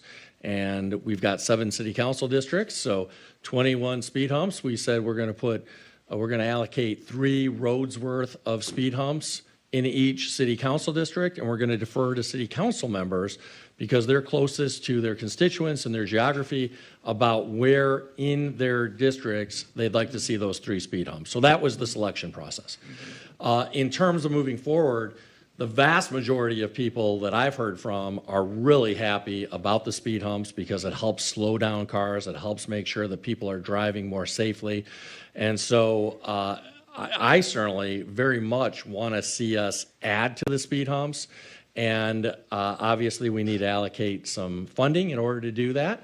And it's certainly not inexpensive. The cost of this initial round of 21 speed humps was a little over $500,000. So they cost money, but I believe that that investment is worth it to ensure the safety and tranquility of our residents so that they're not having cars race up and down their streets incessantly. Obviously, we can't, at least not anytime soon, fund speed humps on every eligible city street, but we can certainly make sure that more city streets are covered by speed humps, but it will take an allocation of dollars. Further discussion, Councilwoman James. Is that something that we could possibly talk about trying to do within this budget year, or are we talking about holding this for the next fiscal year? Because I would like to see something done, an additional allocation this fiscal year, even though we didn't really talk about it in the budget this year. Well, we didn't, and I think the game plan was to see how this initial round goes before making that decision. I think already the results have been very positive. We've gotten a very positive response from folks. I think one of the questions is some of those street speed humps are I think, still being installed this week. We anticipate that by the end of this week, they'll all be installed along with the accompanying signage. But, you know, we want to see more speed humps out there. We do have a projected year-to-year spending discrepancy this fiscal year where our budget spends more this year than it takes in this year. Now we have a big fund balance that's able to fund that, but we need to be mindful, I think, of fiscal stability and not spending too much more than we take in this year. But we did add quite a bit to our fund balance using ARPA dollars, and certainly this would be a permissible use of some of those dollars. So we certainly could spend in the middle of this fiscal year. I think we would probably want to wait until after winter to start installing additional speed humps. But that's certainly an option that I'm open to, is installing some additional speed humps this coming spring during this fiscal year. Any further discussion? Well, Councilwoman James. just in terms of what the next, so it sounds like we are going to do more. What I've been doing in District 4 is, as people have called me and reached out to me about speed humps for their street, I've been recording it and keeping a list of the streets where people have requested them. So I'm not sure what my colleagues are doing, but I'm making a list of the streets where people have called and said, hey, we'd like to have one. So that when we make a decision on what we're going to do, then we'll go from that list. I have heard other council members doing the same, and I would encourage that would be very useful, so that way we have that ready to deploy when the request comes to us on a nomination of additional streets for consideration. So if a person has wants to see a speed hump on their street, what you should do is reach out to your district council representative. You should reach out to your district council representative and let them know what street and, between what, streets, and just give them all of the detail of where you want the speed humps located, and then we can go from there. Pro Tem Carrington. Yes, thank you, President, because I think I want to do it slightly different for the 6. I definitely want more than one person per street. If you're interested in speed bumps, to contact me. I don't want to run into the situation where people don't want the speed bumps on their street because one person or one resident prefers speed bumps. So I'm asking the community to be more collective in organizing on a particular street. It's a hard decision. Some people want them, some people don't. Mostly a positive feedback that I received in the 6th district, but I just don't want one citizen on that street to make that decision for that whole block. So I definitely would like to see some kind of a more collective way of requesting a speed bump. Thank you. Councilman Rutherford. To request a speed bump in District 1, you need to come to a District 1 meeting. So I know that you're serious about these speed bumps. Because if I don't know that you're serious about these speed bumps, I ain't going to put no speed bump on your street. So you need to come and request it at a District 1 meeting so I can know what the process is. That's it. Further discussion? Councilman Goodman. And I would just say for District 3, as residents have been doing and reaching out to me personally to request speed humps, continue to do that. Also, show up to a District 3 meeting, or when you get your newsletter, there is a QR code in there that it has a complaint and concerns form that for District 3, that you specifically can put that in there. So. Any further discussion? Councilman Parker. And since it wasn't discussed, I guess I should share that if your street is privately owned, the city cannot put speed bumps on there. And that affects my district because there's at least 6 HOAs in my district, and they think they can get speed bumps, but since we don't own the street, we can't put speed bumps. So the community needs to know, if your street is owned by an HOA, we can't put speed bumps there. Well put. Thank you for that context. Any further discussion? All right, hearing none, we'll move to the next item, Senior Center renovation, concerns over the delays. Councilman Rutherford asked for this discussion. You have the floor. 1 second. I'll take my coat off of this because it's tight. All right.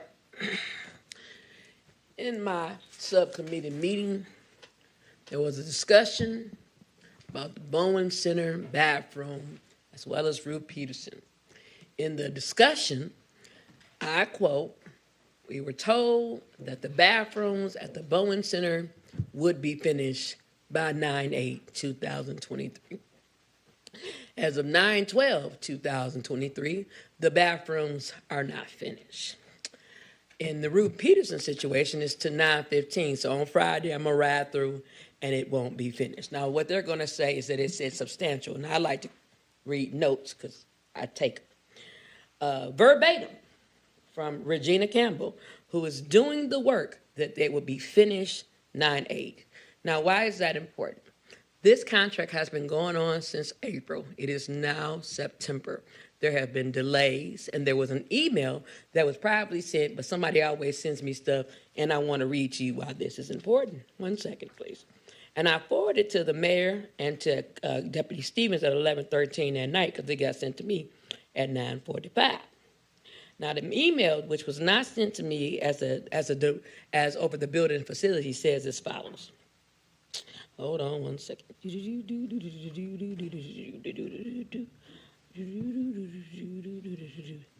The gist of the email states that it will be substantially done. Substantially means that it's almost done.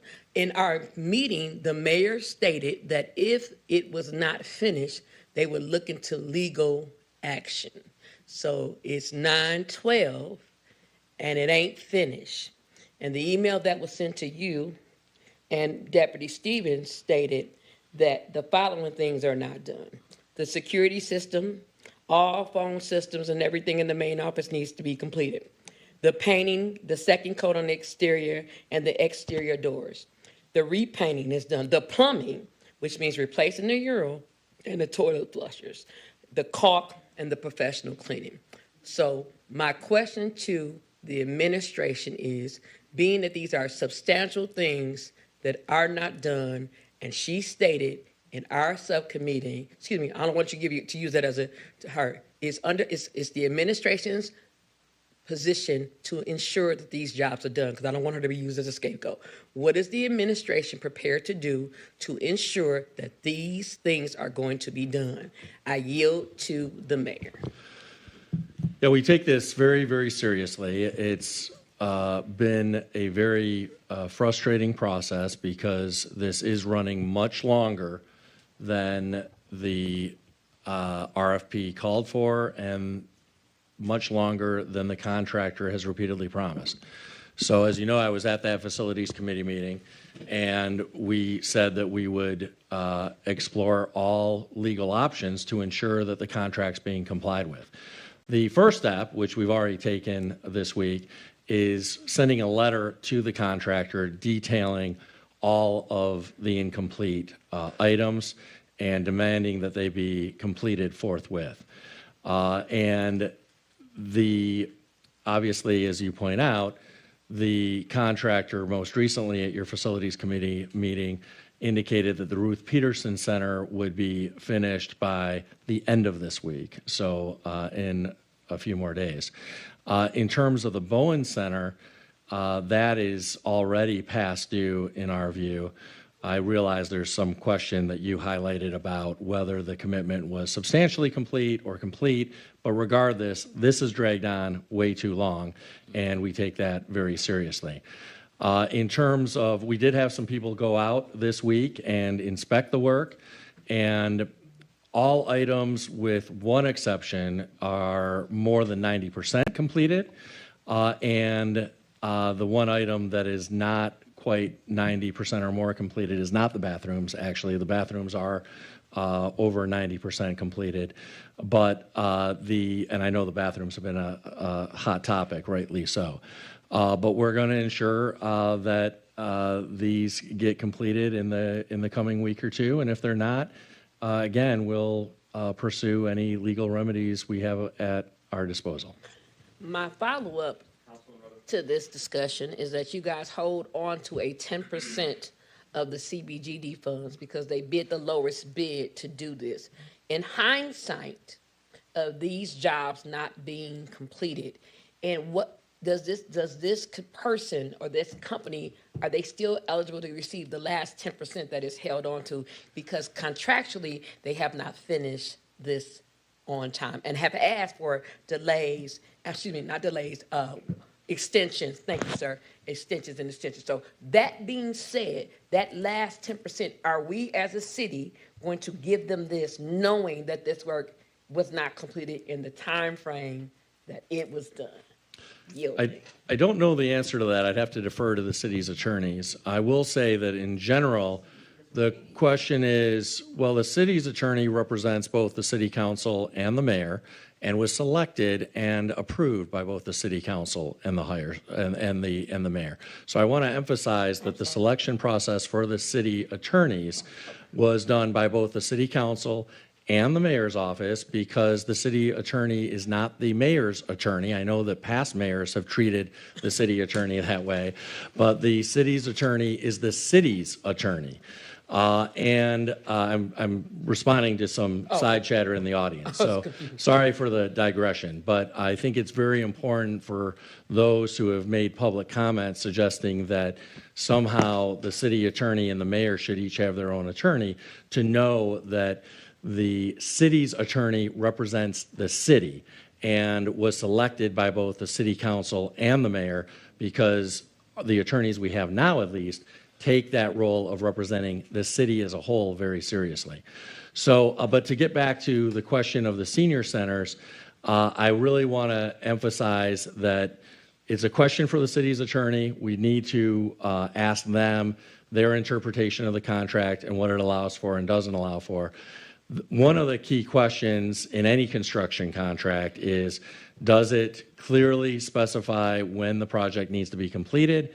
And does it talk about whether time is of the essence? In other words, is that deadline a material provision in the contract such that violating that time limit constitutes a material breach of the contract?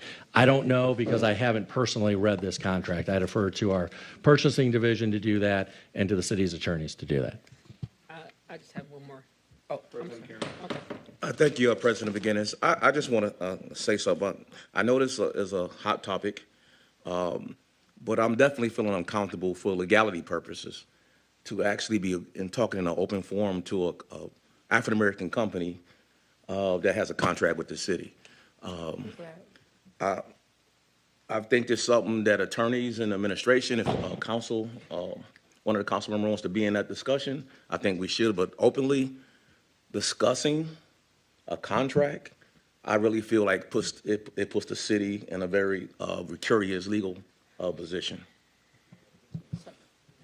So here's my follow-up. When we discussed it privately, and it was discussed because all open record, because our meetings are open forums, and you're on the committee, these questions were asked. It was put into writing by this company that these dates will be done. It was not the administration, African American or not, blue, yellow, pink, yellow, I don't care. It was put into writing that this was going to be done. The seniors, forget male, the seniors are suffering because they need to have the privacy to do their business. And at some point, hook or crook, we have to ask this question. And I say this because I am so pro black on black on black, but what I'm not pro is when people feel like because we are a minority city and we give out contracts to people that they don't have to finish them in a time frame. And in other municipalities, if this would have happened, we wouldn't even be discussing it. It would have been taken back. So don't give me, we don't want to talk about African American people who are doing it because I'm blacker than the blackest of the black. However, it is wrong for the seniors of Pontiac to not have their bathrooms. It is wrong for the people who have disabilities or may have a high whatever going on with them, that they can't have their business done. And I don't care who it is, because it was put on the agenda August the 24th, 2023. And then you can go, and it's public record. So again, every contract in the city of Pontiac is public record. My issue is very simple, and that's why I'm asking the administration, and he's been so kind to answer that question. At some point, when are we going to say this is not working? That's it. So I ain't knocking nobody. I'm telling what happened. Councilman James, then Pro Tem Chair. Well, the mayor said that they have issued a letter to the contractor. I'm wondering if the letter specified any date that referenced any date that they wanted to see the work completed. So. Well, the letter was sent by our purchasing division, and we can circulate a copy of that letter to city council members. Any follow-up, Councilwoman James? No. Okay. Pro Tem Karen? Let me say this. I'm not disagreeing with the council. What I'm saying is when we talk about legalities or taking people to court, that's something that should be done in closed session. That's what I'm saying. Any further discussion on Councilwoman? One more for the road. I asked what were the legal ramifications, not if we were taking them to court. What I am saying is we got C to the B to the G funds in this. We awarded this contract even after it originally was awarded to somebody else, and it was a whole bunch of hooping and holler saying, oh, you didn't do the process right. We did it again and awarded. And the anger that you are hearing from me and the frustration is because every week, you don't know this, but I'm going to share this with you. I take myself over to the Bowling Center. And if I want to do my business, I can't in the privacy of the bathroom because it ain't right. And it ain't right for it to keep happening. And all of these emails saying it's the rain, and it was the flood, and it was this. That's called Con Man 101. And I'm not deflecting, but it is the administration's job to hold these companies accountable. And sir, you of all people who have said that you want everybody to have fair and equal opportunity. When a company doesn't do right, they should not be able to have another situation with this city, because this is what has happened before. Hold on, I'm telling you, what has happened before is, and this is not to Mayor Grimer's fault because he wasn't even here. Previous administration have awarded contracts to Boo Boo Kitty and KK, and Boo Boo Kitty and KK didn't finish it. And then guess what happened? We had a bigger problem later. And I have swore, and it's not personal, baby, it's business. If you can't do the job, you should not accept it. To the mayor's point, all I'm asking is for the administration to get on this situation, because you have done it. They have done this since April. And I'm tired of hearing that it's a problem with the labor, and it's a problem with the doors, and it's a problem with the bathroom. It is not. It is a problem because no one is going over there to make sure it's being done. So I'm asking the administration, by the end of the week, can you please give me an update, Mayor Grimer, stating what is the progress of these 2 bathrooms. It's not personal, it's business.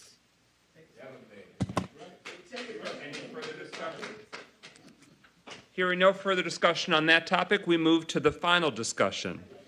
The Oak Hill Cemetery Walk. The city of Pontiac owns the municipal cemetery, historic site Oak Hill Cemetery, and it's very expensive for the maintenance of structures like mausoleums, headstones that are generations, if not centuries old. So we have community volunteers that raise funds to help preserve and improve Oak Hill Cemetery, the hallowed grounds that are a very special part of the Pontiac community. So I just want to make sure everyone knows that this Sunday, September 17th, is the annual Oak Hill Cemetery Walk that the Historical Society and community members put on to raise funds. The tickets are $15 per tour, and from 2 p.m. through 4 p.m., the tours leave every 15 minutes. So it's in the historic northwest section of the cemetery. You enter under between the 2 stone pillars at 216 University Drive. Tickets can be sold on the spot, or if you go earlier.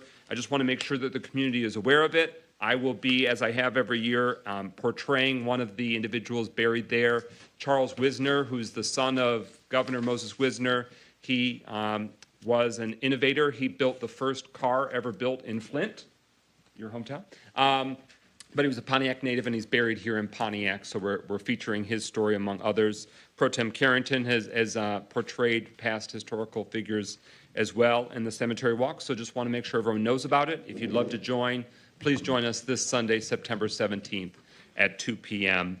And I really want to thank the volunteers. It's a labor of love. They volunteer pro bono year after year to plan it, execute it, and portray community members from Pontiac's past. This year's theme is focusing on artists and musicians from Pontiac's past. Councilwoman Rutherford. Do you need any more volunteers? Because I used to be a musician, and I would like to come volunteer to help you to do my contribution. I will share that with the coordinators, and thank you for your willingness to volunteer in the past as well, Councilwoman Rutherford. Thank you. Any further discussion? Thank you to those that are hearing this that have supported it in the past. We've even done crowdfunding efforts. We put in the headstone for the first black attorney from Pontiac and Oakland County. He died young and had no headstone, so we've made sure that that's happened. We put in a memorial for the asylum patients, the Clinton Valley. His name was Oliver Green. He was the first attorney. He came from Grand Rapids, was here, and he died in his early 30s, died in a car accident. But we put in a monument to the asylum patients that are buried in the cemetery because they had no headstones. So there's all these very positive projects that help save our community's history and preserve what is a very expensive facility and grounds to maintain. Thank you all very much for your time. All right, with that, we are at communications. You have it all listed here. You can see more about it. One in particular, the Festival of the Arts that the city's doing downtown is this Saturday, September 16th. And there's plenty more that you could see listed there, but since there's so many and it's late hour, I'll give the floor now to Mayor Grimal for his mayor's office communications. Thank you.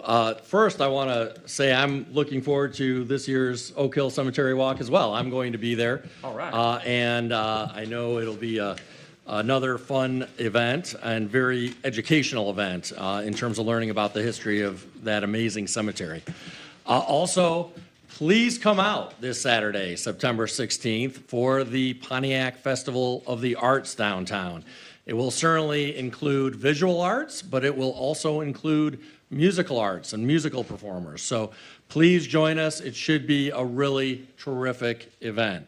And lastly, I want to again encourage people to go online to the city's website and fill out the questionnaire about what you'd like to see included as part of the soon-to-be constructed Pontiac Youth Recreation Center on the site of the former McCarroll School.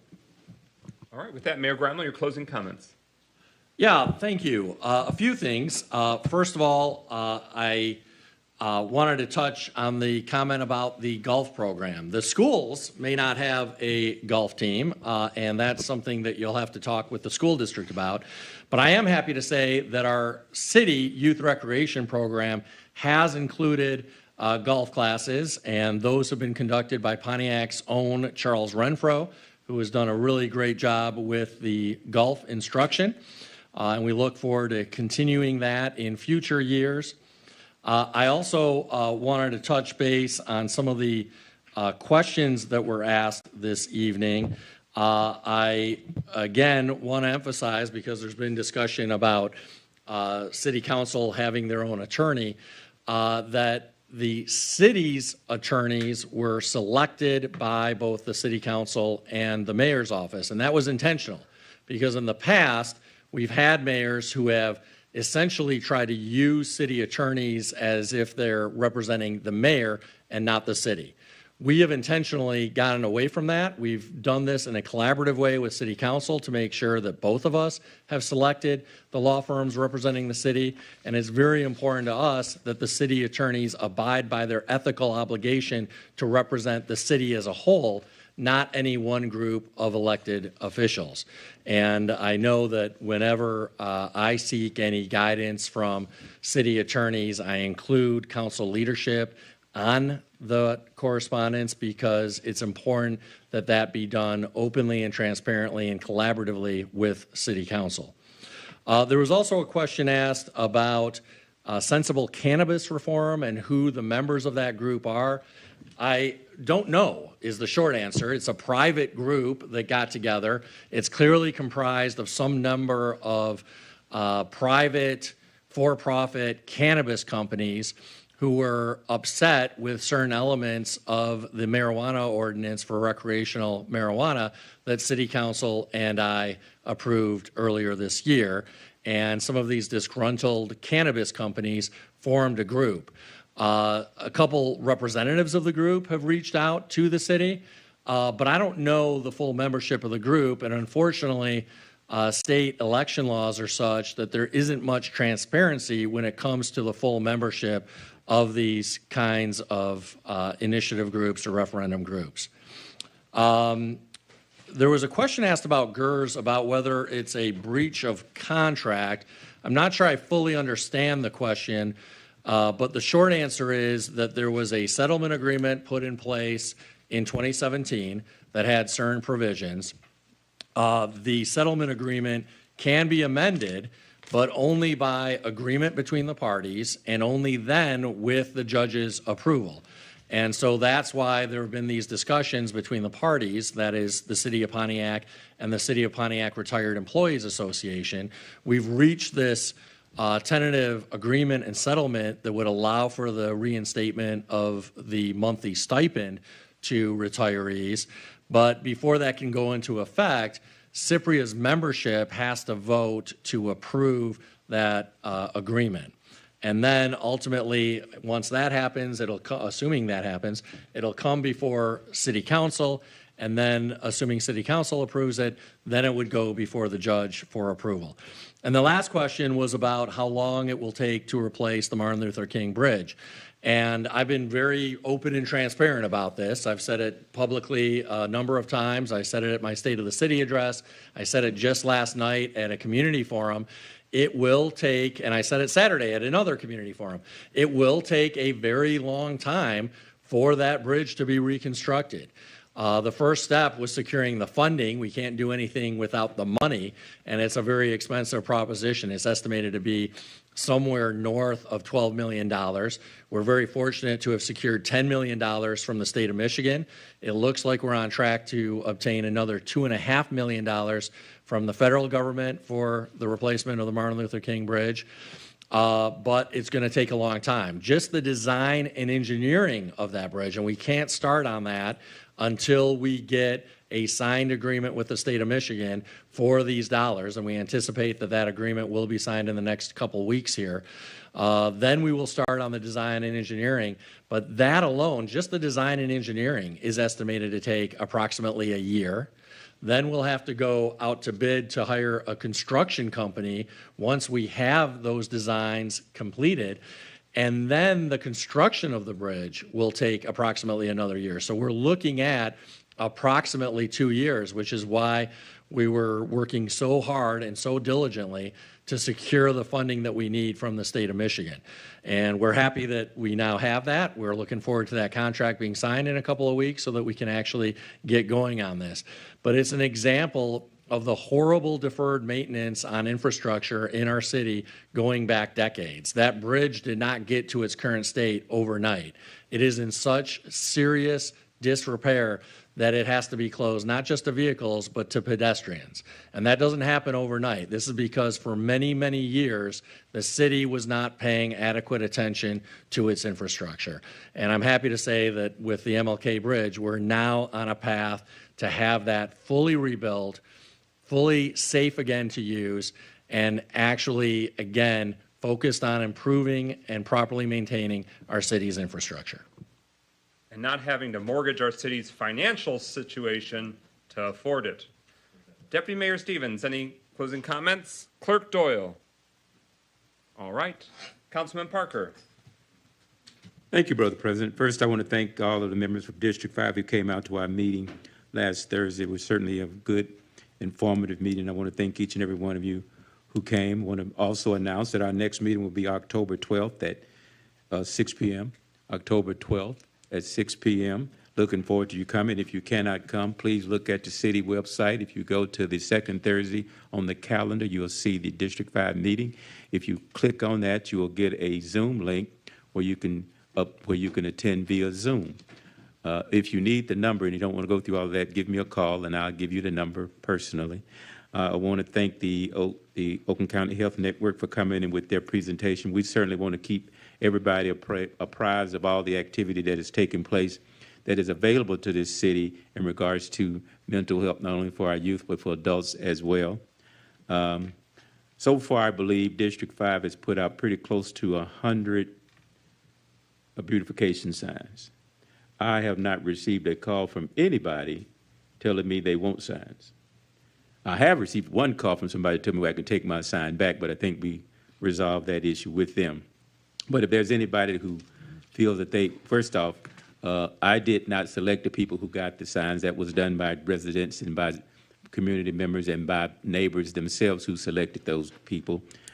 So if you want somebody to have a sign, I think that that process is over. But I think we still have enough signs available. Somebody would call. If we have some, I'll see that you can get a sign. Is that all right for the President? Because I think we do still have some extra signs left over.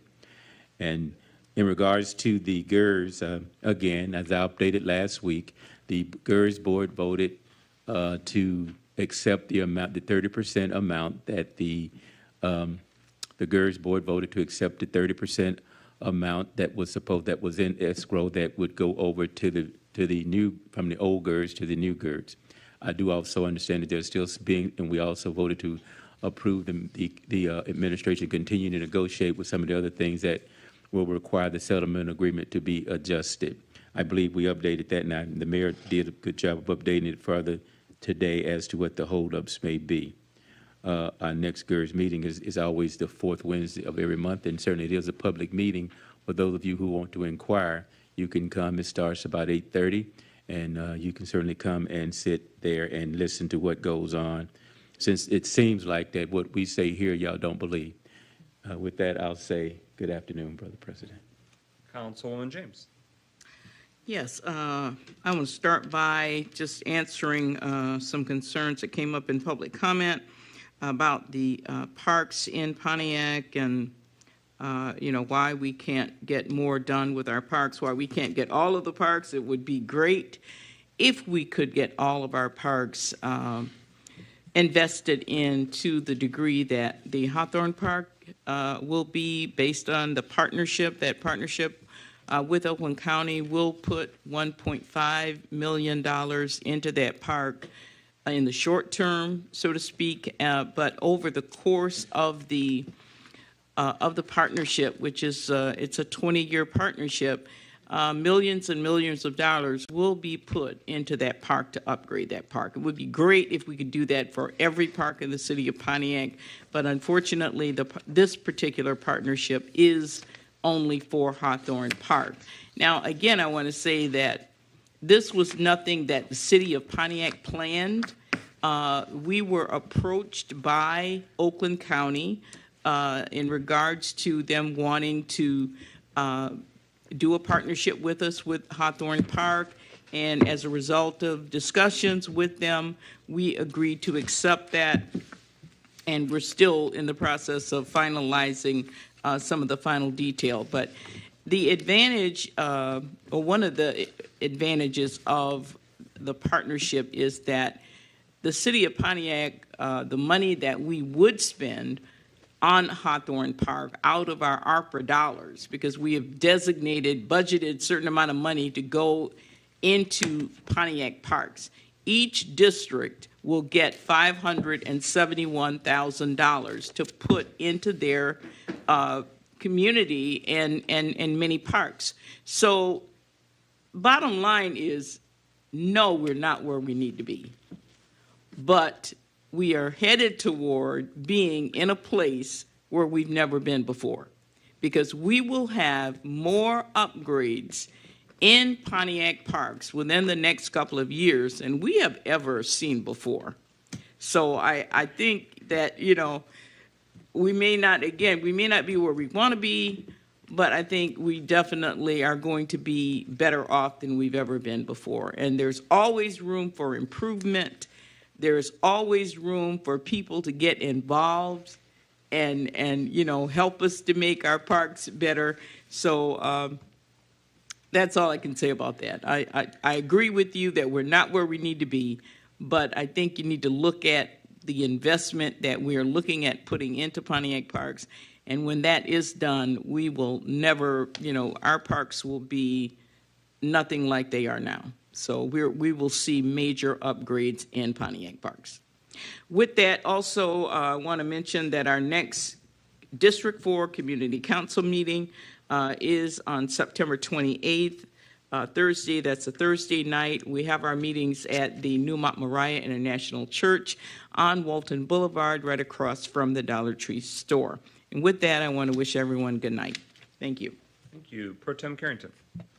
Yes, actually, good night. Councilman Goodman. I want to just mention that I had a good time at the conference that I was at for the past week. I will be hopefully bringing forth multiple ideas from a lot of states who have cities that are dealing with preemptions in terms of how we can make our city the best place for our residences, for our businesses, and, putting ourselves in a stronger position. So I want to, in the coming weeks or so, start, bring and giving some knowledge to council. And then beyond that, I want to highlight the fact that the District 3 community meeting is going to be this Friday at 6 o'clock at the Oakland County History Center on Cesar Chavez next to Wisner Stadium. And I'm saying it with that much detail to make sure that people who have any complaints will be able to come and bring those to my attention. And again, it's going to be at the History Center this Friday at 6. And then separate of that, when you get your newsletter in the coming days, if you are in District 3, there is a QR code on my page inside of the newsletter that you can scan that takes you directly to a Google form that essentially operates as my personal version of See-Click-Fix. So if you have a problem, happily write down what the problem is, leave me your information, take a picture, upload it. That way I have the information. That way I can be more specific in the things that I'm asking and making sure that I'm accurately addressing your needs. So with that, I believe I will say goodnight. Thank you, Councilman Rutherford. My greatest political asset, which professional politicians fear, is my mouth, out of which comes all kinds of things one should always discuss in political expeditiously. That was said by the first Black woman in Congress, Shirley Chisholm, who is my role model, who I have in my office. She wrote this book. I carry it in my bag. I want to show it to you really quickly. And it's called Unbought and Unbossed. We sometimes forget that we have to be unbought in our opinions of people personally and be professional and get it done. We have to be unbossed because we can't just say, oh, we're being picky and we're being too sensitive, because these are serious issues that require serious thought. There is not a day that goes by that someone from my district is not asking me to assist them. And not just in my district, in other districts as well. There's not a day that goes by that someone who says, I'm college educated and I simply want a seat at the table, and they apply for jobs and oftentimes are never called back. Oftentimes don't feel like they have don't have a seat in the game because the process is too slow. One example would be my daughter. And I didn't expect her to get a job, and I appreciate them for even interviewing. But what I do expect is when we have the greatest talented people around in the city of Pontiac is our citizens, that we use them. There are so many jobs that are available in the city of Pontiac, one being the event planner, another one being the community concern specialist. And I know a plethora of people who are college educated, some of them U of M graduates, who are applying for these jobs who simply want an opportunity to have a seat at the table. On another note, we have to get to the place where even when our egos are bruised, me included, that we be about the business of the citizens of Pontiac. To some, the business to them is just keep causing problems, making snide remarks, trying to say that people are personal. It's always business, even if it looks personal. I live, die, and bleed the city of Pontiac because I was born here, I was raised here, and long after I'm gone, I'm going to be remembered for somebody who was unbossed and unbought. And so my passion sometimes can be mistaken as ignorance, but it's the passion that drives me to work for my citizens. And I will never compromise. I will never apologize. I will never make myself small because people have individual issues with my approach. What I will do is, if I've done something wrong, I will acknowledge it and I will apologize and I will self-correct, or I'll get another therapist, or I'll get another life coach. But I am about the business of the city of Pontiac. And the question is becoming to me, are we all about the business, or are we about acting and putting on a show? I want to thank this council and even this administration for making tough decisions, but I am looking for us to get past this fighting, because I'll stop if you stop, but if you don't stop, I'm not going to stop.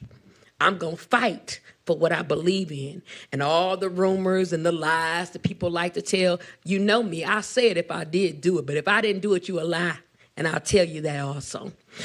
Let me finish. November the 18th is when we're having the District 1 coat drive. It's going to be right at City Hall. I'm expecting people to be here. I've already received my first 150 brand new coats. The sign up will be at September the 30th at the District 1 meeting, which will be at the Alley Cat.